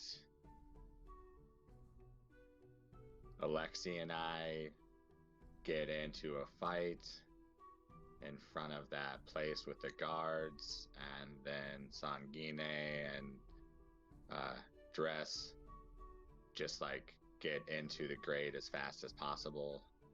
I will say that you noticed there was the grate was locked. It's not available for anyone to climb into. Oh, I didn't know that was locked. Apologies. Yeah. I just heard the thing about the rusty ladder. There is a padlock through a set hoop where it's meant to be closed and locked. You imagine like the city council or the people would have keys. Every lock can be opened. And we have a rogue, right? I'm not sure what you're playing. Is Dhrase a rogue? Just asking. No, actually a druid cleric, but with Oh, roguish nice. tendencies. I have And proficiency in cool. thieves' tools. Didn't you just buy So- some thieves' tools? Did. I mean, I have Alright. proficient in thief tools, so Well, this is going to be Okay. interesting, at least. So, all right. How about this? So, Sanguine and I will get into some fisticuffs and do some fake wrestling, sparring. She can hit me a couple times. I can fake miss her with a sickle, and we just cause this huge commotion while the two of you work together to open the padlock. And even if that's all you do, that's it, because then we could come back and slide in later. Yeah, Sure. Good, yeah. I'm still not actually sure. Can't we all just? Is it guarded right now? The padlock, is it guarded? You want to take a look into the alley? Yeah. Yeah, we should probably at least scope the place out, see what's going on. Sure. Yeah. You just casually stroll past, just giving the briefest of glance as you do. It's much emptier than it was before. There's a couple of houses. There's a couple of.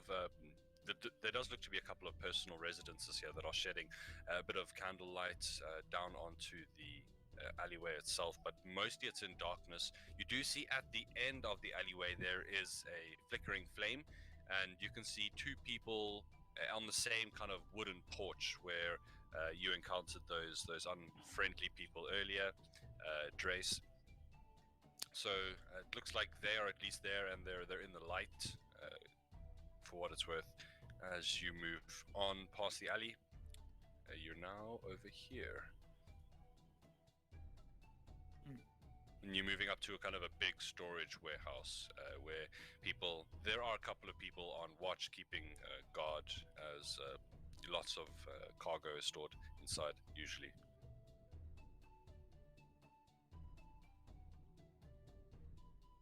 Has anyone checked this out? The cargo room?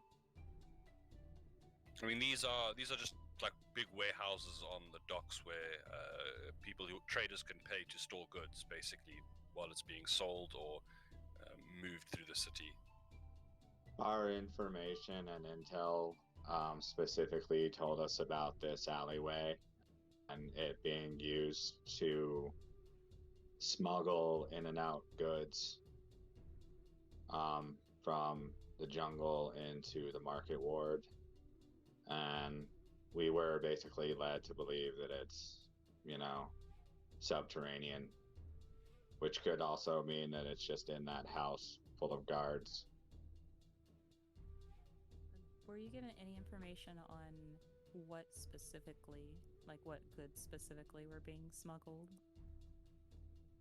Just the stuff that they didn't want, like the flaming fist, to get their percentage of. So the things that are kind of like smaller and rarer. There was actually one thing in particular that just before you left, you were told to keep an eye out. I feel I might have actually forgotten to have that conversation with Pock-marked Poe, but one thing that brought this to his attention, because you get the idea he's probably known about this, but never had a need to do anything against these people. There was said to be an amulet of some significance. Oh, right. I think I remember that, yeah. I think you told us about the amulet that we're supposed to go after. Yeah, you did. It was it belonged to the Why didn't we Yuan-ti. put that down in notes? I only started writing notes last session at the end, so that's why I didn't. No worries. I don't usually write notes because I usually depend on my fellow players and myself from memory. Always happy to refresh you if you need. We all dropped the ball on that one. So Yeah. It happens. So yeah, we're going after an amulet, and all the other info Obviously. was correct. The amulet. Horrible. So we're going after an amulet. That's small enough it could be on a person, but it could also be in a warehouse. That's why I was asking if anyone in the party had checked out this warehouse before. So see if it might just be stored in there. Question. Literally, These are pretty legit. These are like the city's warehouses. This place that you're talking about is like an underground smuggler's passage. Question about the guards. Did we get a look at them, or were they like behind the walls, or did I get like a clear look of what they're wearing, or? Are you talking about the guys at the end of the alleyway? Yes. It's fairly plain commoner's clothes, workers' slacks, nothing that stands out too much. So not like a uniform. No. Unfortunate. Okay. Also, I have Yeah. disguise self, so maybe if the war, I could have maybe disguised myself as one, but I don't think that it's gonna work out. Yeah. I mean, you guys can give me a perception check if you try want to just see if you could discern anything else walking past the alley. But not going in, you're quite far away from these people, so it was hard to make Mhm. out. You couldn't see faces or anything. Yeah. I mean, you could try and lure like one of them away, like lure them away down a side alley, knock them out, and then disguise yourself as them. That's It's a little daring, but yeah. With my 8 charisma, I'm gonna definitely. hey, I mean, that's what magic's for. Disguise self. True. Not true. You know, Guinea does have 15. Does have +5 to charisma to persuasion, so she could try to persuade someone. I'm not the guards. I'm not sure. Sure.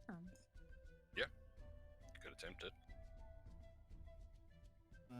I can attempt it, which probably gonna be a higher check. So I was gonna ask. I can try and help you out if you want. I do have charm person.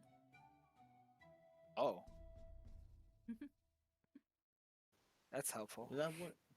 Does that work, DM? Oh, will that work? Well, I mean, it'll charm them. That will mean they're friendly to you. They'll see you as an ally. You do also note that the map doesn't show it exactly, but there is 1 or 2 other side streets that lead into this alley. Oh, let's check those out first. Not so much streets as like a couple of feet between 2 buildings, but you know you could move between them. So I mean, there would be one kind of like this between the 2 buildings here and on the other side. So it's just hold on, let me see if I can.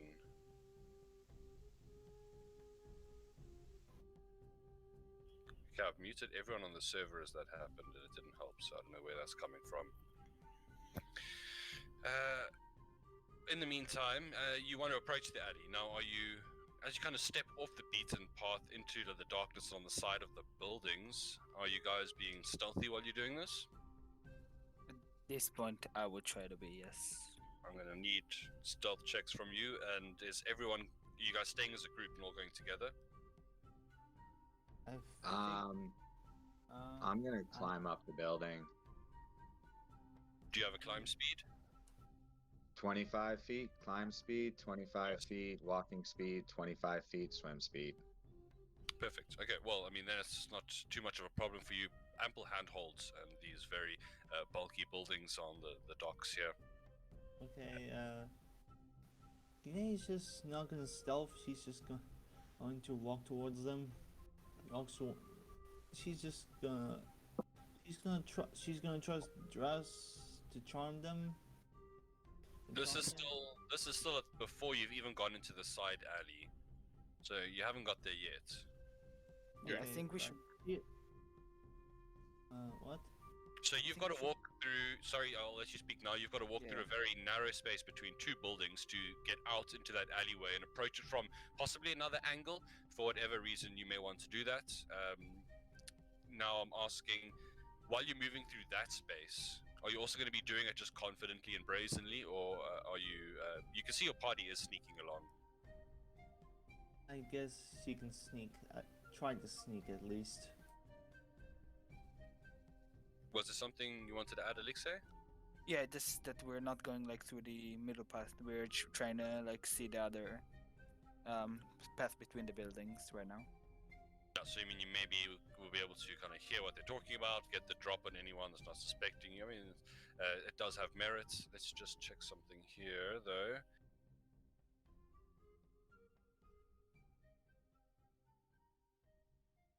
Ah, okay. Very bad. Very bad. Now, Sangine, I imagine you're kind of at the front because you were planning on interacting with these people. She's gonna try at least. Well, before you get there, you're heading through this darkened alleyway. At night, it's. Wait, do you have dark vision? Asimars do, I believe. Yeah, we do. Okay. It is quite dark and Everybody hard to see, but you can kind of also feel down the side of the buildings. People in the upstairs, you can hear this dull mumbling as they're talking, having conversations you can't really make out. But as you get about halfway down the alley, you can make out a silhouette of a hunched over figure towards the end of the alley, looking out over the alleyway that you're interested in. The figure is facing away from you, and they seem to be sitting on a chair in the shadows, just keeping pretty still. But they kind of give a bit of a covered cough into their elbow, and that gives them away as well from the movement. And he just walks out of it and just, excuse me. So just to make sure, you have been stealthing along at this point, and this figure hasn't seen you. You're just going to walk right up to them, announcing yourself. Basically, she wants to talk to them. She doesn't actually want to get into a fight. Okay. Okay, well, excuse me. Well, is saying "excuse me" approaching? Are you going to kind of say this from a distance? Or are you going to move up to them before you speak to them? How are you doing it? She's gonna do it about 15 feet away.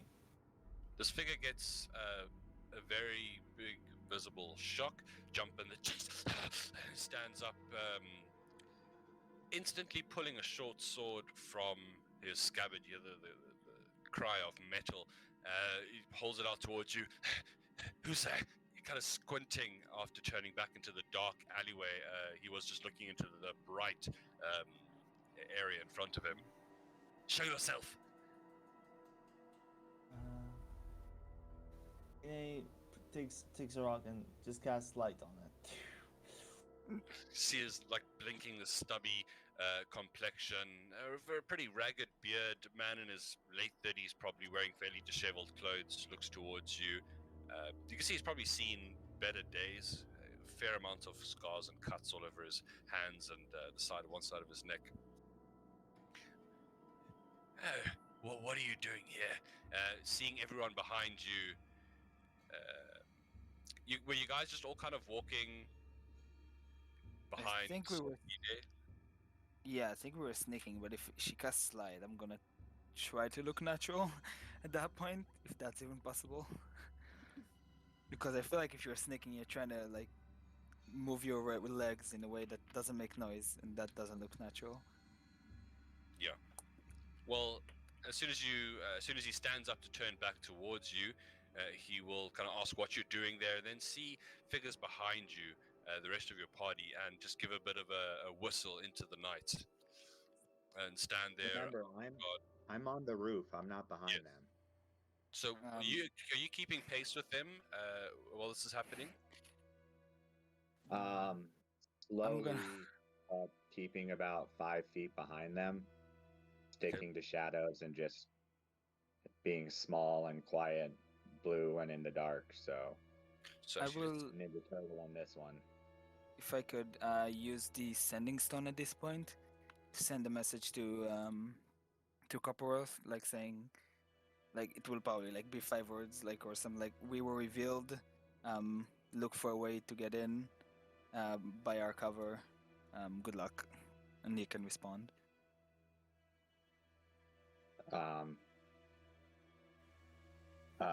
You'll just hear 10-4, good buddy. Good luck to us. Okay, well, is there anything else you want to say to this figure? He's looking at you, and he's got his sword out, and he has kind of whistled to alert someone else in the background. It does appear at the very least. I can't see anything currently. I'm getting you on the map momentarily. Would it be possible for me to cast a spell upon him? But yeah, you can see past Sanguine. I crouch. try and cast Charm Person on this guy. You can definitely attempt it. Okay, so let's get you all on the map here. Leave it this way. Sorry. Whoops, sorry.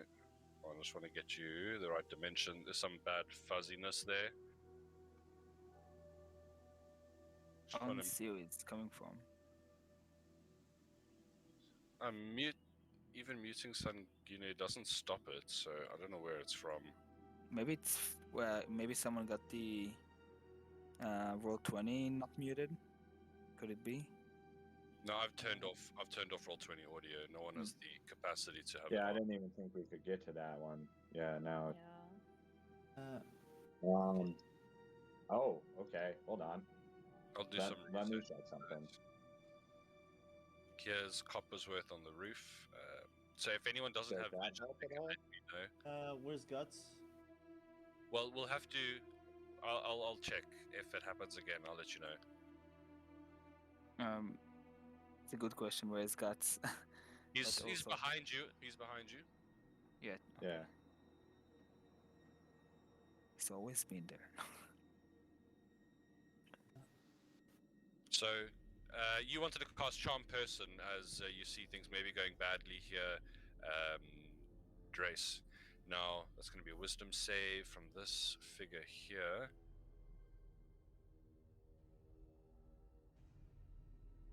DC is 13.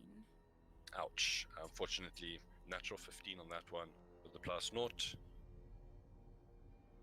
So, as you go out, a bit of magic passes by your head. Sangine hits into this figure, kind of what? He spaces out for a moment, kind of shaking it off. All right, what's happening? We got problems here.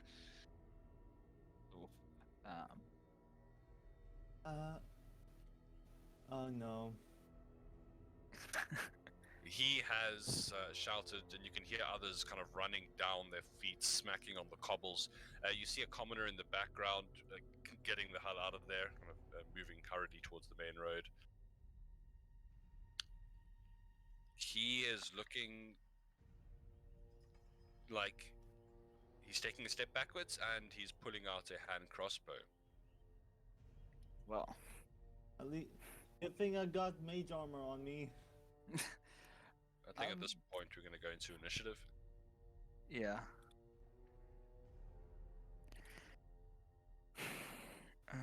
Okay. Oh, awesome.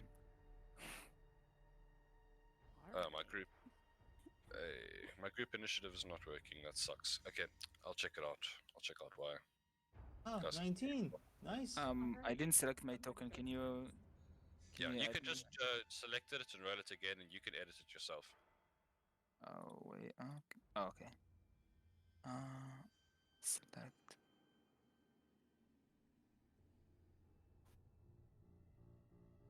All right. That's not an 18. That's a 4. Awesome. You rolled a 1 Yes. on your initiative? Yes. Oh, man. Don't. I don't want to talk about it, please. It's a Can hard we day. give him a lucky ring or something where he just gets 10 added to every roll? Like, Oh, Listen. quite low for everyone. it's just a joke. Yeah. Last round, And you somehow crushed it. I got the highest initiative, and I might. Oh, I got the need to roll highest initiative. guts. 1 second. Okay, and then, yeah, it looks like, unless Guts gets like a 19, 18 or higher, yeah, you're going to be first to be kicking off combat here, Sangina. You see that this person is probably beyond talking to, getting snuck up upon, and especially after, unfortunately, the magic failed, which might have diverted a very violent situation. That looks like how it's going to go. He pulls out a hand crossbow, but you are quicker to the draw. What are you going to be doing? Can I step back a little bit? Can I step back? Yep. There's like 1.5 block space in the alley. You can like move behind your companions if you wish. I'm gonna move behind Guts if possible. Oh. Yeah, no, it's just gonna be like here. And Guinea is gonna prepare. If if her and her allies get shot at, she's gonna prepare to the Eldritch Blast, to cast Eldritch Blast. She's gonna prepare to cast Eldritch Blast. Okay. Wait. You're gonna prepare. You're not just gonna cast before you step back. She's just gonna. Question. Can I also? Can I also call out to them to the. Never mind. He's probably beyond talking to you. Right about that. She's just gonna prepare the cast Eldritch Blast as an action. She's gonna prepare to cast Eldritch Blast basically. If they attack one of us. Okay. In the background, you can hear a figure running closer and closer, and we'll get to about there, and more figures sprinting down the cobbles. Gonna get to there, just not in sight yet. It's gonna bring us to Guts, who's going to start pushing past you guys as much as possible. It's gonna be double. So it's hard to move past you. 20 feet to get here, which will give him 10 feet left. Not enough to actually get up to this guy. I imagine he would probably have been a bit further up to the front. He's only 5 feet away. Yeah. So he's just going to pull out his great sword, seeing this figure with the light crossbow, with the hand crossbow at least. He's going to swing right at him. But fortunately, a 9. Is the figure, it enough? A 9 is not enough, no. But he has +1 on his attacks. I don't know if a 10 is enough, but A 10, neither. Sorry. The leather creature. He's wearing leather armor, but he decides better than to trust the armor. He just gets out of the way of this huge greatsword with a single swing. Unfortunately, that won't hit, and he will then retaliate, seeing as his figure's up close and personal. He puts away the light crossbow, returning to the scimitar, and retaliates with an attack against Guts. Who has... Okay, that will definitely hit. You hear him cry out as a bit of blood flecks onto the floor of the alleyway here. He has taken some damage, yeah. Coppersworth on the roof, looking down at the... Guinea is going to... Oh, yes. Yeah, I prepared an attack action, so... Okay, can make your attack. Eldritch Blast. Not 1! Not freaking 1! I'm afraid. With behind all these people, it's hard to kind of shoot around them, and this one just goes wide, slamming into the side of the rooftop, almost unseating Coppersworth. You can feel one of the tiles kind of slide off the roof from under your feet. Guinness is gonna yell, "Sorry, Coppersworth," and she's gonna... Don't give away his position. Okay, unfortunately, the Eldritch Blast doesn't go as you want. Coppersworth, what you going to be doing? So, how far to the ground is it? It's probably about 25 feet, 20 feet. Okay, cool. So I am going to stealthily crawl over to here, and then standing leap behind the guy, and go ahead and slash at him with my sickle, and then with my offhand use a sickle again, because I took dual weapon fight as my archery. Nice. Okay, you are jumping down a fair distance though to get to the floor. You said you're using standing leap or something like that. Does that help you negate fall damage? Yeah, it's basically like I jump 25 feet vertically? Oh, 25 feet horizontally, 15 feet vertically. So I guess I would be taking So 10 I'd say feet of fall damage. you could give me an acrobatics check to avoid it. Yeah, no problem. Good heavens. I'll even say you can take advantage on your next attack, but you hit anyway with both of them. So as you land there, just slicing up and down with the sickle, he cries out in pain and is left barely standing after that flurry of blows. Nice. You can see now, though, the two figures that are running down towards you, weapons in hand. Dhrase. Right. Well, I think it's going to move forward into melee combat now, and seeing that we're already trying to take this person out, or down at least. It's not really certain if we're going for kills, but I think it's going to try and attempt a non-lethal blow with a short sword. Okay, let's have it. You get +2 to your attack roll because of flanking. Okay. Nice. Okay, more than enough. As the figure is getting harassed by the sickle-wielding frog, you reverse the weapon, slamming it into the temple, and he drops. Alright then. Probably just gonna turn around and take one step this way and prepare for the inevitable onslaught. Okay. Elixir, what you doing? I will walk right here since I'm pretty sure I'm the tankiest character at this point for some reason. Do I have line of sight of this? I can see them, but do I have a line of sight for like a firebolt for this? Oh, sorry, my willow is for this person. Yeah, this object on the ground is like just a roof for a side market stall. You can see Okay. past it. Alright, then I would firebolt them.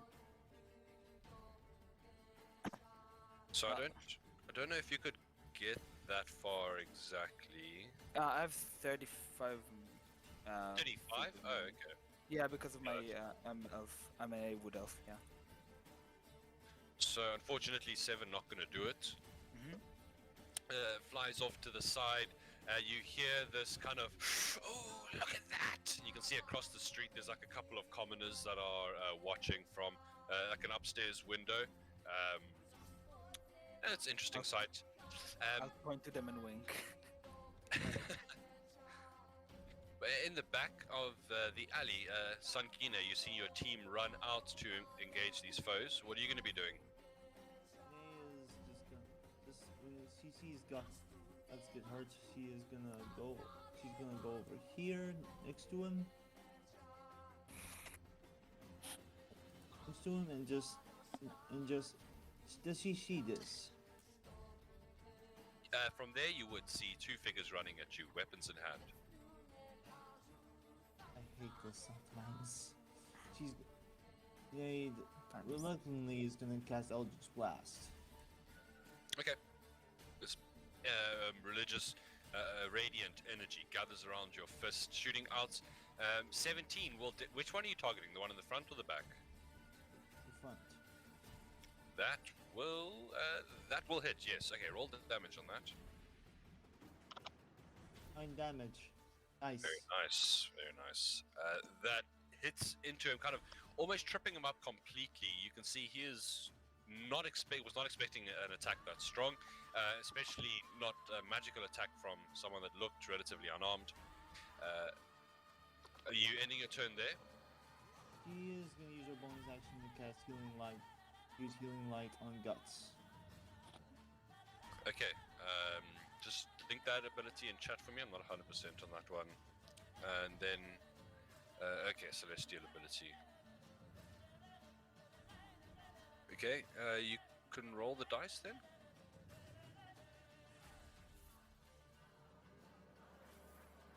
So 5 would put him back to full health.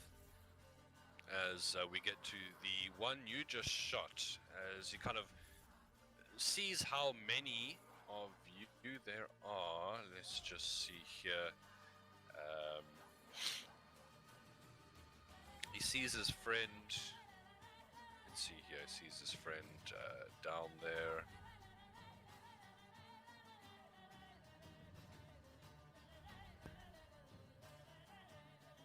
He will kind of draw up short now with this this open wound in the left of his chest with the radiant energy kind of burnt away. Some of the skin there and there's a lot of the clothes. And he looks to the other bandits. Hold them up. I'll go tell her. And he turns around to come this way. He's going to run towards the grate. And you see him lean over, and he's going to use his action to unlock, and then his free action to just kind of pull it up and slide inside out of sight. You can hear he's starting to climb down the stairs. Coppersworth, you have no sight. Let's fix that.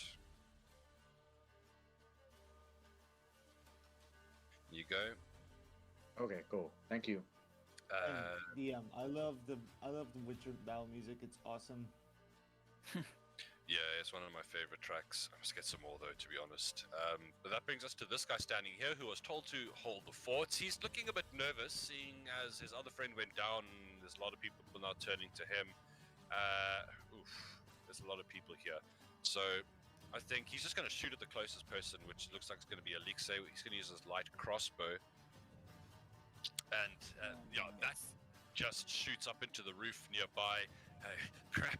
He starts to reload it, kind of stepping back a bit more to about here. It's going to bring us to Guts. He's going to step through you guys 10 feet, and seeing that figure over there, let's just see if he's got any ranged. Should have javelins or something. He's got a light crossbow. He's going to, as he's walking calmly towards this figure, putting the weapon away, takes out the crossbow, whips it out for a shot, and just as quickly kind of starts to swap back to the sword. Unfortunately, it doesn't hit. That's going to be his turn. That guy's dead. Coppersworth. All right.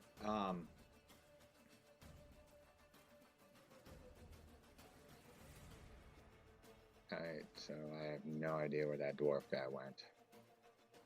He Went down the grate. Over here. Yes, sir.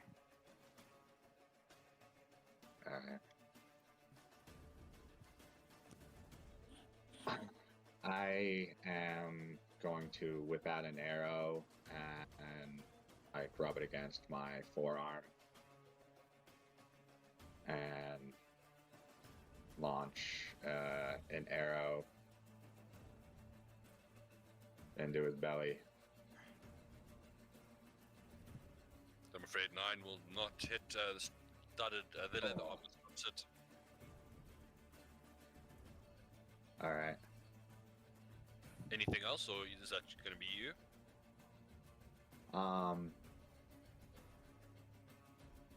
Yeah, that'll be it for me. Sure. Okay. Dhrase.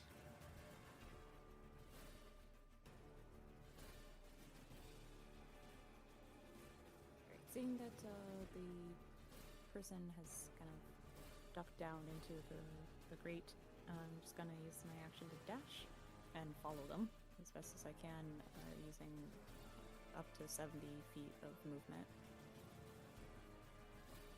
So yeah, you can get up to the area here. You can see this figure still holding his crossbow, kind of stepping back, but you're approaching.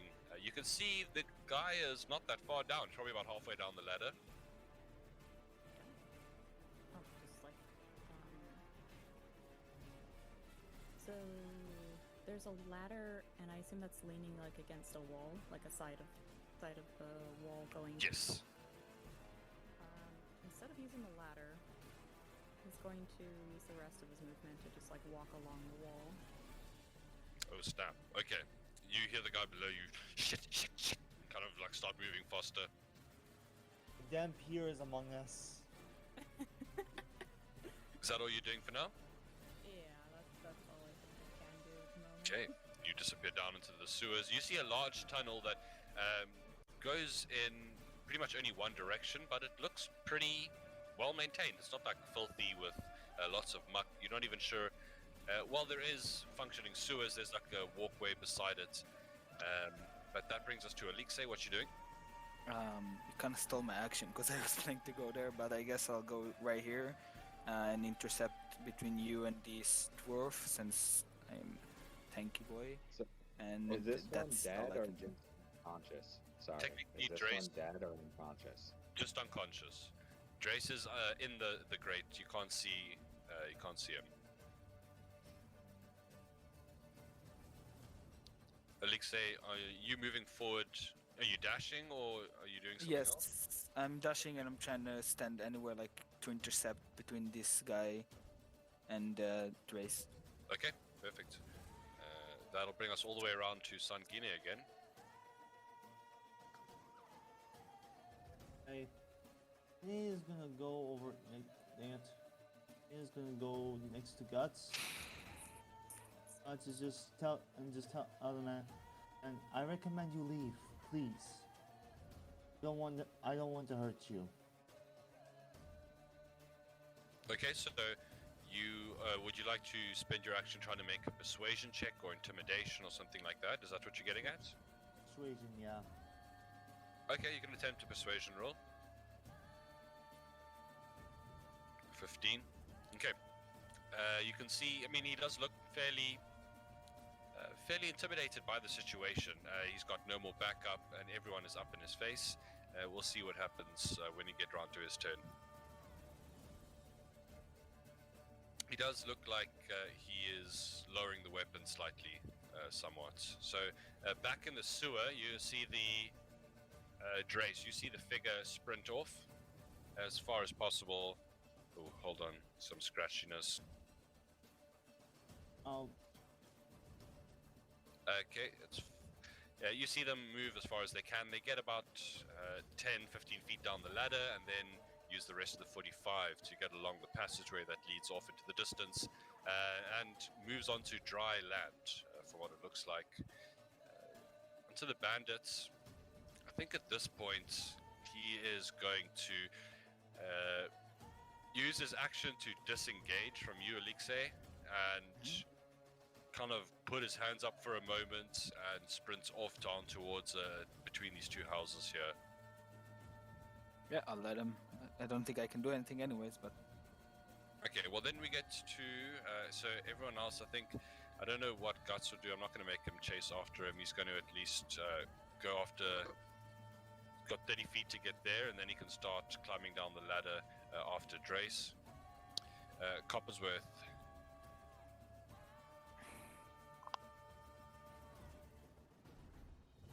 Are you letting the figure go? You heading to the ladder? What you doing?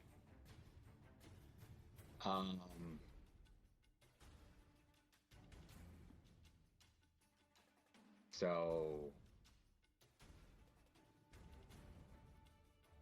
first off, I am going to go back here. I'm going to take my glove off and rub it against that guy's face. Poison him, because I'm not going to leave someone alive to tell everybody who we are. So my free action is to poison that guy, and then I'm going to launch an arrow at the dude running away.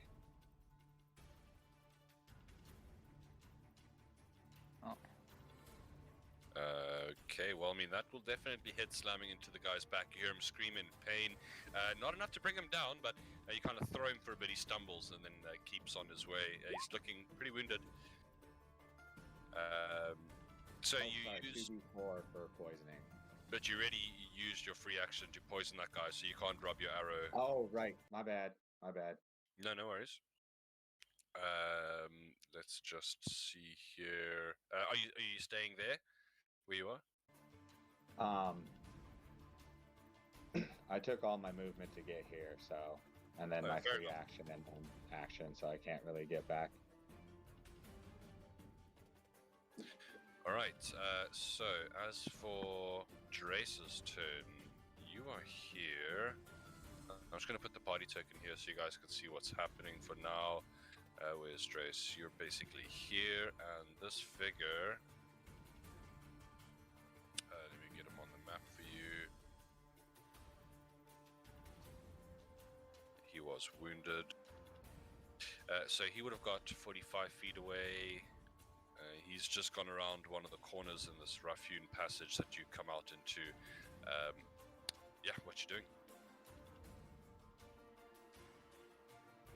Giving chase as best as I can.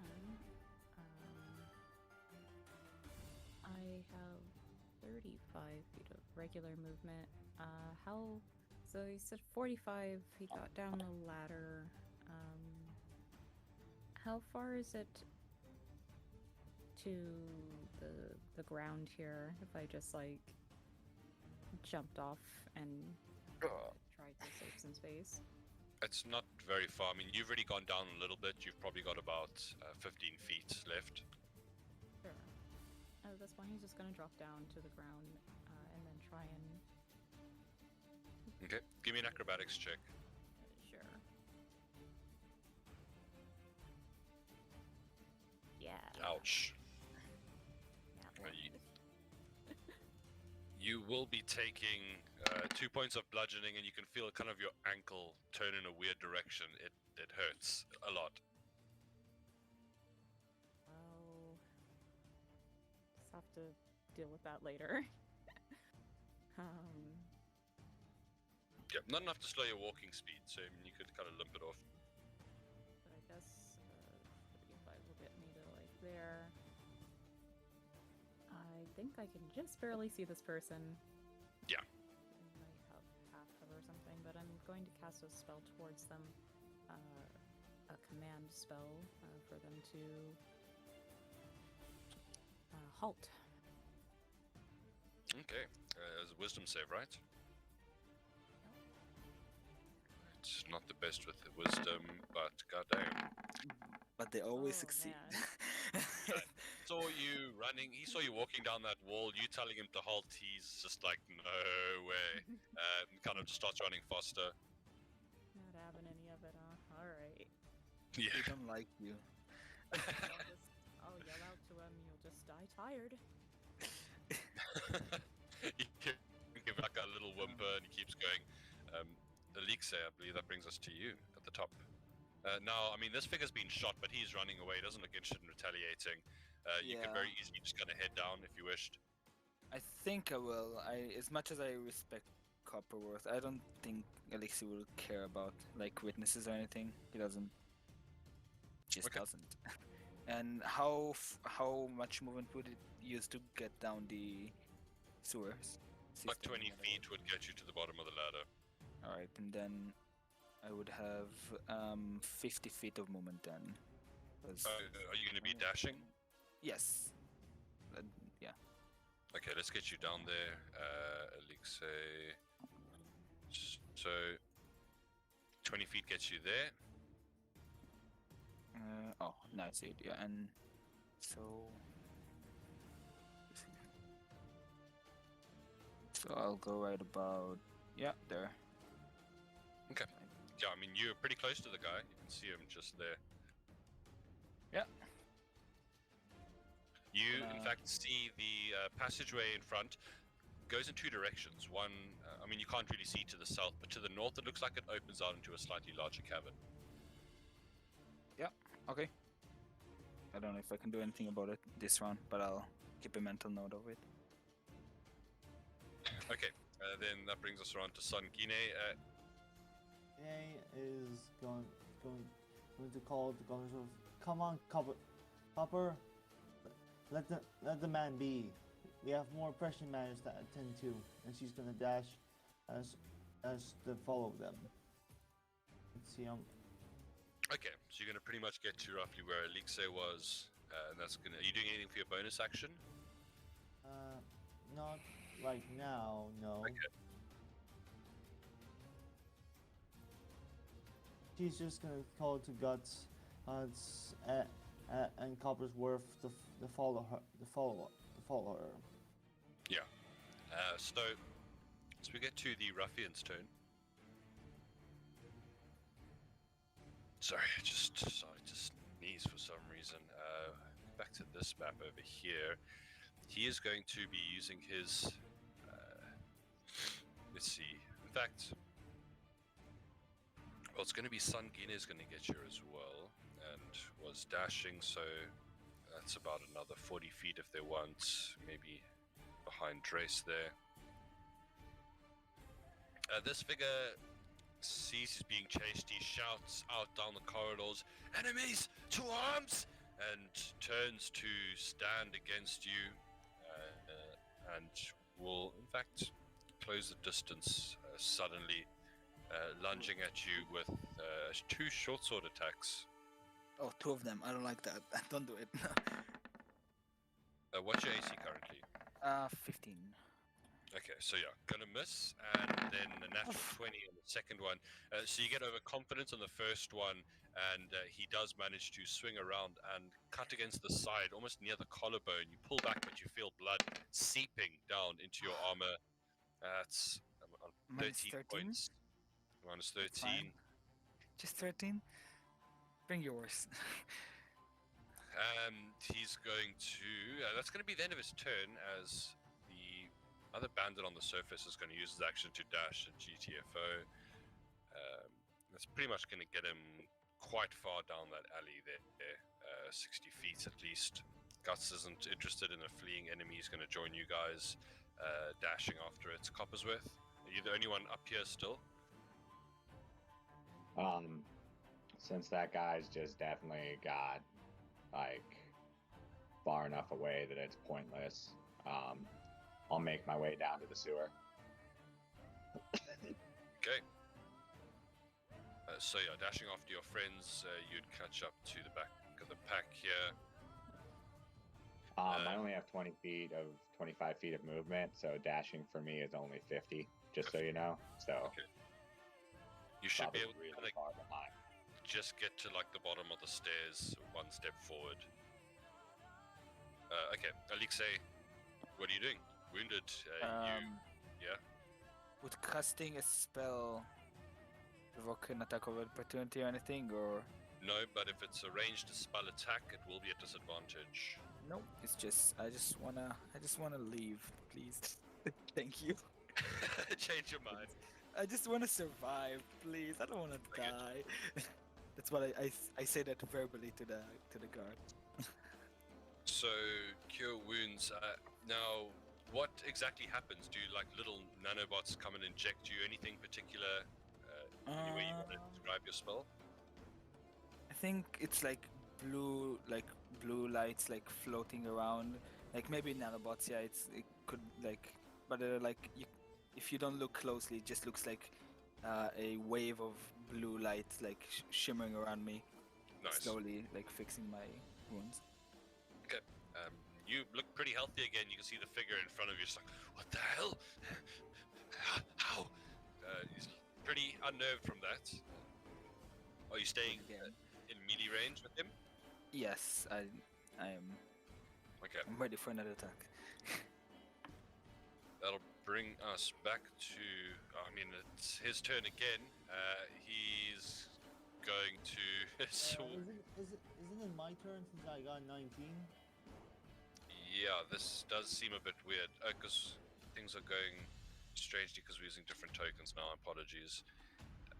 Let's get you back on here.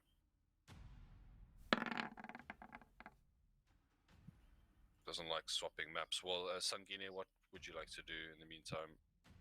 Nay is gonna see this ruffian hurt her friend. She's gonna cast Eldritch Blast at him. Give us a roll. Yeah. Dhrase, do you remember what you got initiative-wise? And I miss, sadly. 6.14.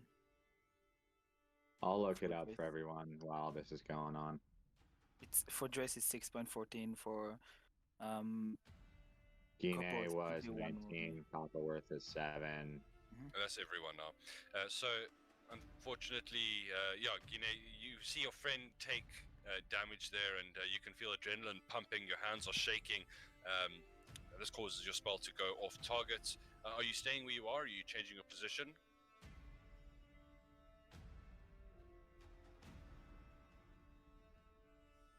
All right, I'll take it for now. She's muted. No. Sorry, my bad. I forgot to. Gine is gonna stay in range. Stay Okay. over. She's gonna move back a little bit, or no, she's gonna move over here. Just so she's some distance away. And where's Guts? Isn't he supposed to be down here by now? That's who we're missing. Thank you. I thought there was someone. So 20 feet and then another 40 sprinting. He would be about here. And he should probably have a turnaround now. I don't remember what he got in his initiative. I don't remember either. You got 12. You got 12. Thank you. Usually my API handles this, so I'm going to have to go just restart it later. I don't know why it's not working. But as we get to his turn, he will see everyone behind you. What weapon do you have in hand, Elixir? Probably dagger. I would have pulled out my dagger by now. Okay, fair enough. He's going to disengage and step back. Shit. Bloody healed himself! Enemies! Get ready to arms! Just like screaming bloody murder as he's running back into the cavern out of sight. That is his turn. You can hear kind of other like chairs grinding back, people moving around, footsteps in the passage beyond. And that'll bring us to Guts. So I just want to put these guys on the initiative counter here. Okay, because that'll actually... they will actually go first. So they're going to do this, they're going to do that, and then that'll bring us to Guts. Who, I mean, he's not here, but I imagine he would charge forward, being a fighter, seeing a wounded foe there. Although, let's see, 25 feet gets him up to here. You can see up ahead a large cavern, some kind of storage room. It seems to be littered with crates, boxes, and barrels. Unfortunately, these guys standing there with their crossbows just both held actions to shoot at the first person they saw. So he's going to take 2 light crossbow attacks. Both will go wide. Seeing this, I think that would spur him on. And he's going to sneer and charge forward, which will require him to dash. He would, let's see, maybe just make a ranged attack for now. He's going to light crossbow the wounded guy, I think. Seems like the best thing to do. 8 piercing would slam right into this guy's back, and he survives with 1 health, almost thrown to the ground, completely bleeding, struggling to move. Yeah, he's just trying to get out of sight at this point. Coppersworth.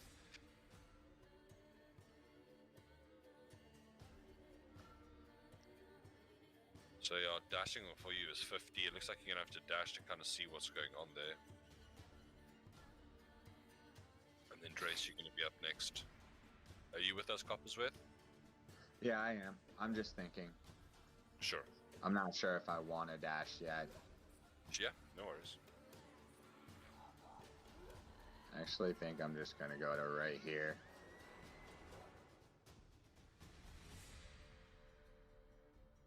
Okay. And that's it. That's my turn. Okay, Dhrase, what you doing?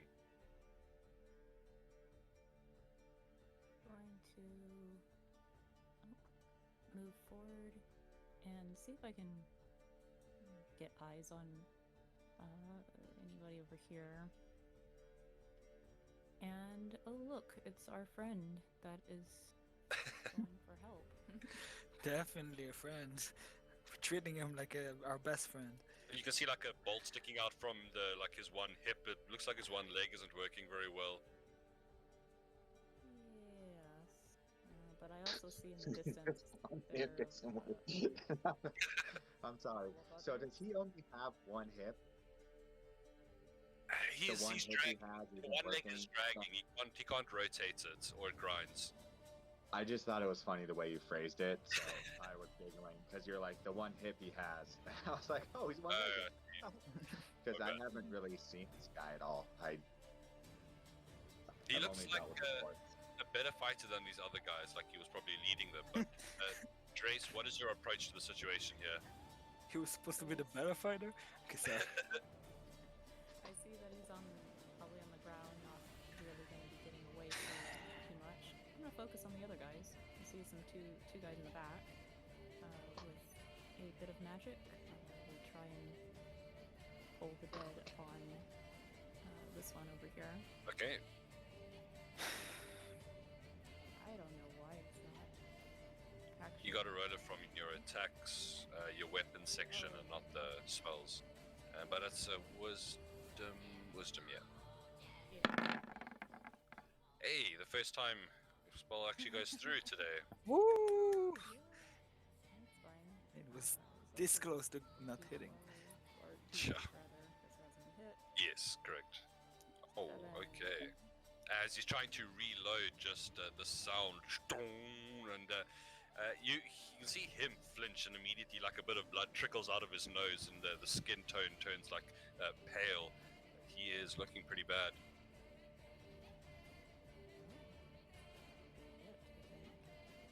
Alexei. I will work up to here. I would contemplate which one I want to hit. The one bleeding from their nose or our best friend. I think I want to get rid of our best friend. He hit me pretty hard and I'm pretty upset about it, so... Okay, yeah. Oh, oops, wrong one. Go home. Yeah. On the 8 damage, yeah. He just bursts into flames without even a chance to cry out. He falls to the ground, smoldering. Now we won't have anyone to question. I hope he Yeah, we didn't don't have need any anyone. important papers on him that we might need later. I mean, he was running to warn someone, so we should probably question that person. Not anymore. Okay, well, are you ending a turn there? Anything else? I give a high five to Guts. He seems to have amnesia every time he goes into battle. No. Well, from the back, Guinea, what are you going to be doing? You hear combat up ahead. Renee's gonna get as far as she can. Could I just randomly, like, give her, like, a boost with my hands so she could maybe jump an extra 10 feet and keep running? Just for the coolness factor of everything, since she's a monk and I'm a frog. I don't know. Sure. I am not a monk. I am a warlock, but Regardless, you do get to a point where you're able to see the two, or at least one of them in the distance. It's a bit obscured because of your comrades in front of you, though. well, I guess Guinea is just gonna try that. Eldritch blast it. Okay. You will have half cover. Off cover. Fair enough. So half cover brings his AC up to 14, I'm afraid. That would hit him. You can see he just manages to dodge it. It slams into a barrel in the background. Right.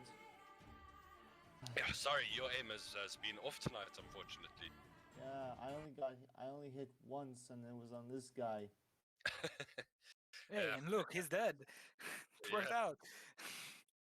So that'll bring us back around to, okay, no, not to the dead guy, but to the bandits that are getting assaulted now by magic and other weaponry as they're desperately reloading their crossbows.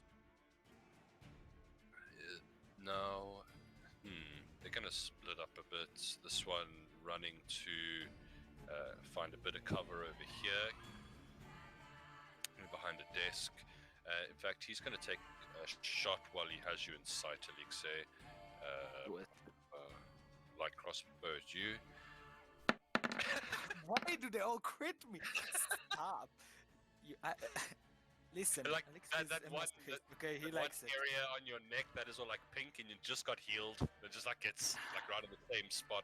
Right on my burn scar, yeah. That's Yeah, yeah. I'm actually a masochist. You don't know that about my character. He really likes it, okay? He's Nice. enjoying this. Yeah, then you're in heaven at the moment, but the other guy is going to target Guts with his shot. Let's see here. Look at that. Crit. Oh. No, they only crit me. Don't worry. He is running to this side to get out of sight, and that brings us to Guts, who will see. Let's see here. Hasn't got much. Movement will bring him. He's going to pretty much bravely step right into here. Look towards the one hiding. He's meant to step there behind the desk. They're both got half cover as they're kind of getting into position. Now he's going to crossbow the one on the left that is slightly wounded, and just pin him to the wall there. That you hear a death cry as that figure stops moving. Coppersworth.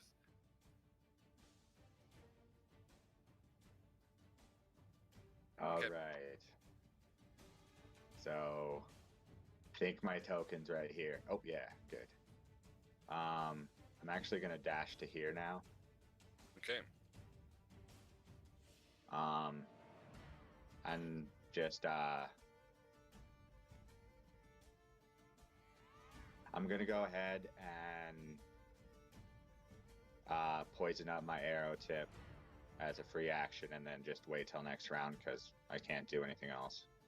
Sure. You can see this figure over here, the bandit, seems to be. He seems to have dropped his crossbow and he's grabbing. He's like leaning towards, in the process of leaning towards grabbing the torch from the brazier here. That'll bring us to Dhrase.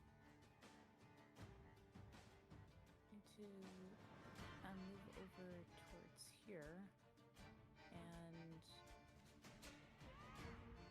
this guy, he's trying to grab a torch, right? Yeah. Okay. Gonna try and cast Toll the Dead out towards him. Okay, so wisdom save, he's not hurt, so it's a DH if he fails, but he does not. He kind of puts his head down and just tries to work at the task he's doing. Yeah, he seems to think it's very important. Alright. That's weird. I'll just point out, I'll point that out towards the group. Sure. But yeah, pass turn. Alexei.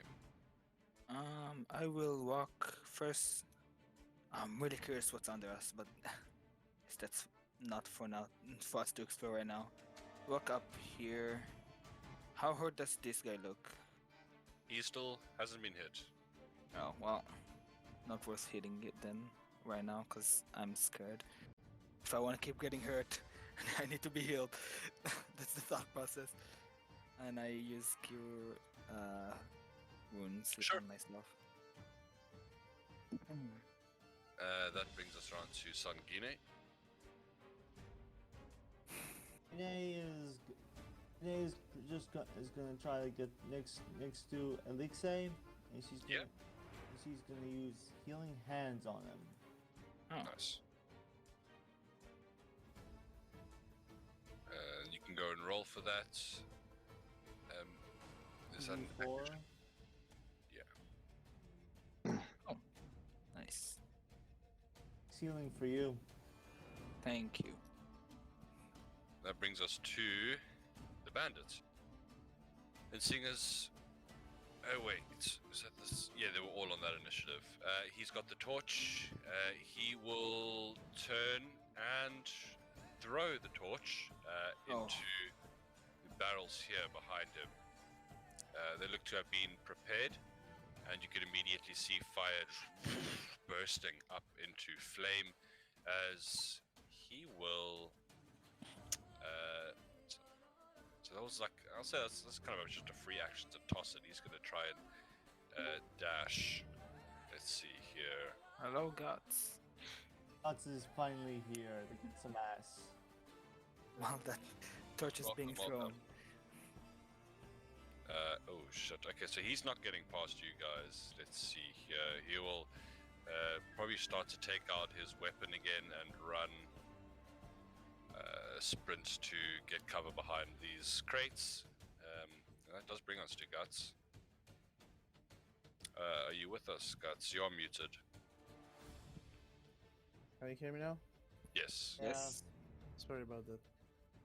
For some reason, I got out of the game again. Give me a moment to log in. No problem. We are in the middle of fight.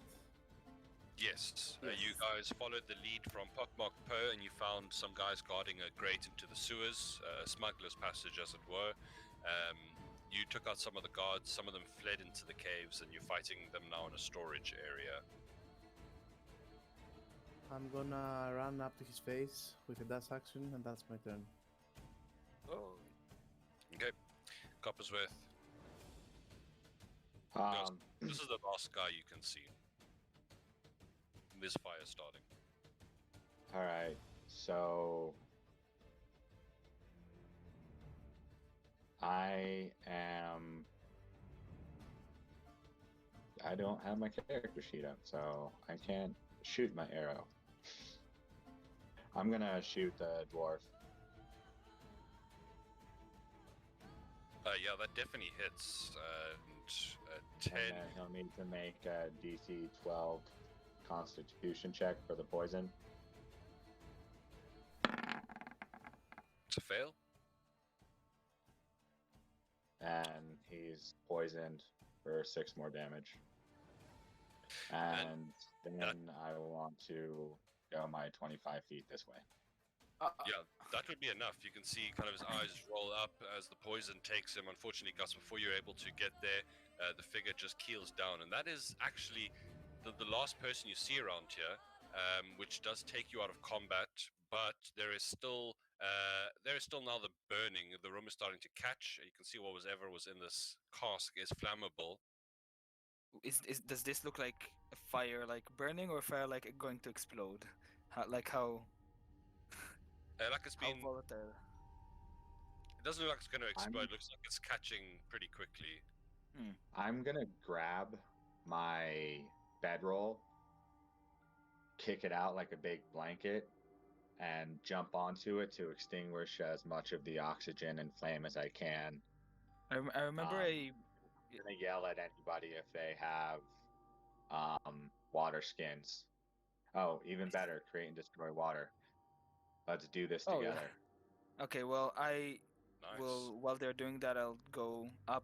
I feel like I saw like a water, like a whale, a well, not whale, well, in up there. So I'll try to bring water from there also, trying to help. Using what? Do you have a bucket or anything? I think I have a water skin. So, but if Water I skin don't... is just like a water bottle. Oh well, that's not gonna be effective. Then I don't have a way to bring water. I'll ask Copperworth if I can have his bucket. So, I mean, Dhrase, you're creating water, is that right? Yeah. And how Obviously. does... It seems that he is creating water, but liquid. It's blood. So, It's- I'll kick out my rain catcher and catch, I don't know, like, I think it says 5 gallons of water, or it might be 2, I can't quite remember. I'll catch a bunch of that water and pour it onto the fire while I'm covering it, like the blanket's on there, now I'm pouring the water onto the blanket. You hear a hiss and you can smell the coppery, minerally smell of burning blood as you realize it's not actually water that's raining from the surface. But I'm totally okay with that. it's still a I've dealt with liquid. worse. Sure, it still puts out the fire. Guinea, What despite the hell fi- was that? Sorry, Guinea, Mhm. despite the fire, is gonna. Guinea actually spots this and just. Can I investigate this? Yep, there does look to be a table there with a couple of notes, a book. It looks to be documenting. As you kind of flip through, you see like lists of items with weights and amounts next to it. Looks to be a ledger of some kind. If anyone wants to look around there, you're welcome to give me perception, investigation. Is this anything. guy? Is this guy on the floor dead, or is he like unconscious? No, Like, he's very dead. Both these guys are very dead. all right, yeah. Thank you, Copperworth. I would want to explore down here. You definitely can. It looks like the passage keeps on going, snaking around and out of sight. You're not sure how long it goes, but you're aware that this passage was used to kind of bypass the wall to get into the city. So it's probably at least a fair bit of a distance. Then I Guinea, wouldn't go there alone. Guinea looks around with an 18. What does she see? Oh. One moment. Oh, I've got hay fever tonight. I don't know why. Yes, it's so random at night. Going into spring So- here, that's why. Yeah. I would also like to ritual cast detect magic to try to look for that amulet we were looking for. See if it's here because it's supposed to be magical. Okay, so the chamber itself littered with various crates, boxes, barrels. Some of them. So I'm just waiting for the fuzziness. Okay, it's gone. Some of them have liquids, some with various trade goods, fabrics. I mean, you're not taking the time to go through every box. They're sealed at the moment. I mean, unless you are, it's up to you really. But looking amongst the notes on the table, the most obvious thing you do find is this ledger keeping track of all the goods coming in and out. Listing quantities, amounts, pretty damning evidence towards a smuggling operation happening here. And you can see like marks on the ground. It looks like people have been moving goods out of here or in response to something you're not sure. You do find with that perception check kind of hidden amongst some of the notes, there is one that jumps out at you in particular. Let me just get your hand out. It says, Sanuya, it has come to my attention that our operation may have been discovered. If the princes or the Yetepka learn of our existence, destroy everything. Leave no trace. Nahu.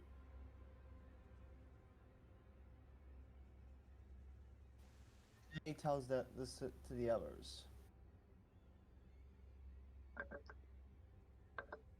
I say we just snag up all of these papers and like put them into a pouch and bring it back to Potmark. Sure. Have we checked all these barrels though? Also, like for any artifacts or I mean, because we are I'm looking for casting. things like I think Detect there's magic. Detect magic going on. Dhrase is just looking through the stuff that was beginning to burn, like what was so important here, or at least what was flammable. It's not so much from what you can see that it was important. It would appear more like they're trying to cover the evidence, hide, what they were doing here. As for the goods here are, I mean, they're probably quite valuable if you took the time to gather them up. It's like a whole, there's probably a lot of illicit goods as well, trying to evade taxes and such. Does guess my we are detect? taking- Tell me when the detect magic goes off. So I Sorry, can... that does go off. There is nothing magical in this room. Nothing. Okay. Well, I'll say to the party the amulet is not here. Is there any gem or anything? Any gems here? I'm looking for something. Not lying out on the table. There's probably quite a bit of trade goods here, like cloth and grains, or you're not sure what if you had to go through some of the crates. Well, I'll look what the party wants to do first. I think Guinea will most likely be going to Guts and seeing he has taken. Somehow he's taken some damage. Are you alright? Yeah, don't worry, it's nothing. Sure. Let's loot this place and go on. Stoic as always. Yeah, we may need your healing capabilities afterwards. Yeah, so, I mean, you're welcome to kind of take the time to go through any of these crates. You do see the passage goes on. I guess we are taking the most valuable things. I mean, we are looting them. Depends what you see as valuable here. There's no gems or such. There's cloth, and some of these barrels might have ale in them, but to carry a barrel is going to be quite hectic. Yeah, do we see any weapons, shields? For me, I'm keeping the notes with me. You could probably find a box full of blades, short swords, long swords. Ooh. Yeah, we could get something. We could squeeze something out of this. I tell the others. Can we carry that? That's probably really. I mean, you could take a couple for yourselves if you wanted. I can't carry anything, and like I can't carry like a coin more, or I'll be encumbered. So Do the bodies themselves have like any coin on them? Just like pocket change? They definitely would, yes. Going through them, you would definitely you would find a total of 7 gold and 4 silver. Oh, Not big spenders, but something. yeah. And At least, show that to the party and probably take another short sword from the box. so, Coppersworth, what are you investigating? I'm looking for any sort of maps, relics, or things that basically will give us some sort of advantage while we're in the jungle. Like we know that there's those Terra folk, and that they're at, I forget exactly, Flaming Thumb or something like that. Yeah, Firefinger. Firefinger, so close. close but no cigar. But I'm wanting to go through crates and be looking for that kind of stuff, you know, like, oh, okay, if we happen to come across some Yutani, there's a snake idol that we can sort of show them to kind of walk by, you know, like, hey, look, we got this idol, or just things like that, you know, knowing that I'm from Chult, just like the little things that aren't valuable as in money wise, but with your are... investigation, what you can see immediately, sorry to cut you off, but this looks like goods being brought into the city, not taken out. So it's not going to be stuff native from Chult. You're probably not going to find a relic here or something like that. You might find, you know, like rare spices from Waterdeep or Neverwinter or the surrounding lands that you can't get here. But it's stuff being brought in. Oh, okay. All right. So, is there any salt? You could probably find a fair amount, yeah. I would like a bag of salt. And one other thing I want to say, especially with your natural 20 investigation there, you probably more than anyone else here in the party, yeah, you have more experience in Portney and Zaru. You, in that note, the word Ytepka Society, that does kind of ring something with you. Stories there are kind of whispered about in Portney and Zaru, and you may have heard it's one or two things. It's supposed to be this kind of high ruling, super secret society that looks out for the welfare of Chult and kind of keeps things on track behind the scenes. All right.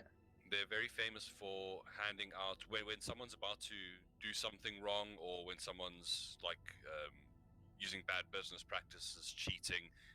The common thing is someone to deliver a metal token with a triceratops engraved on it. That's their symbol.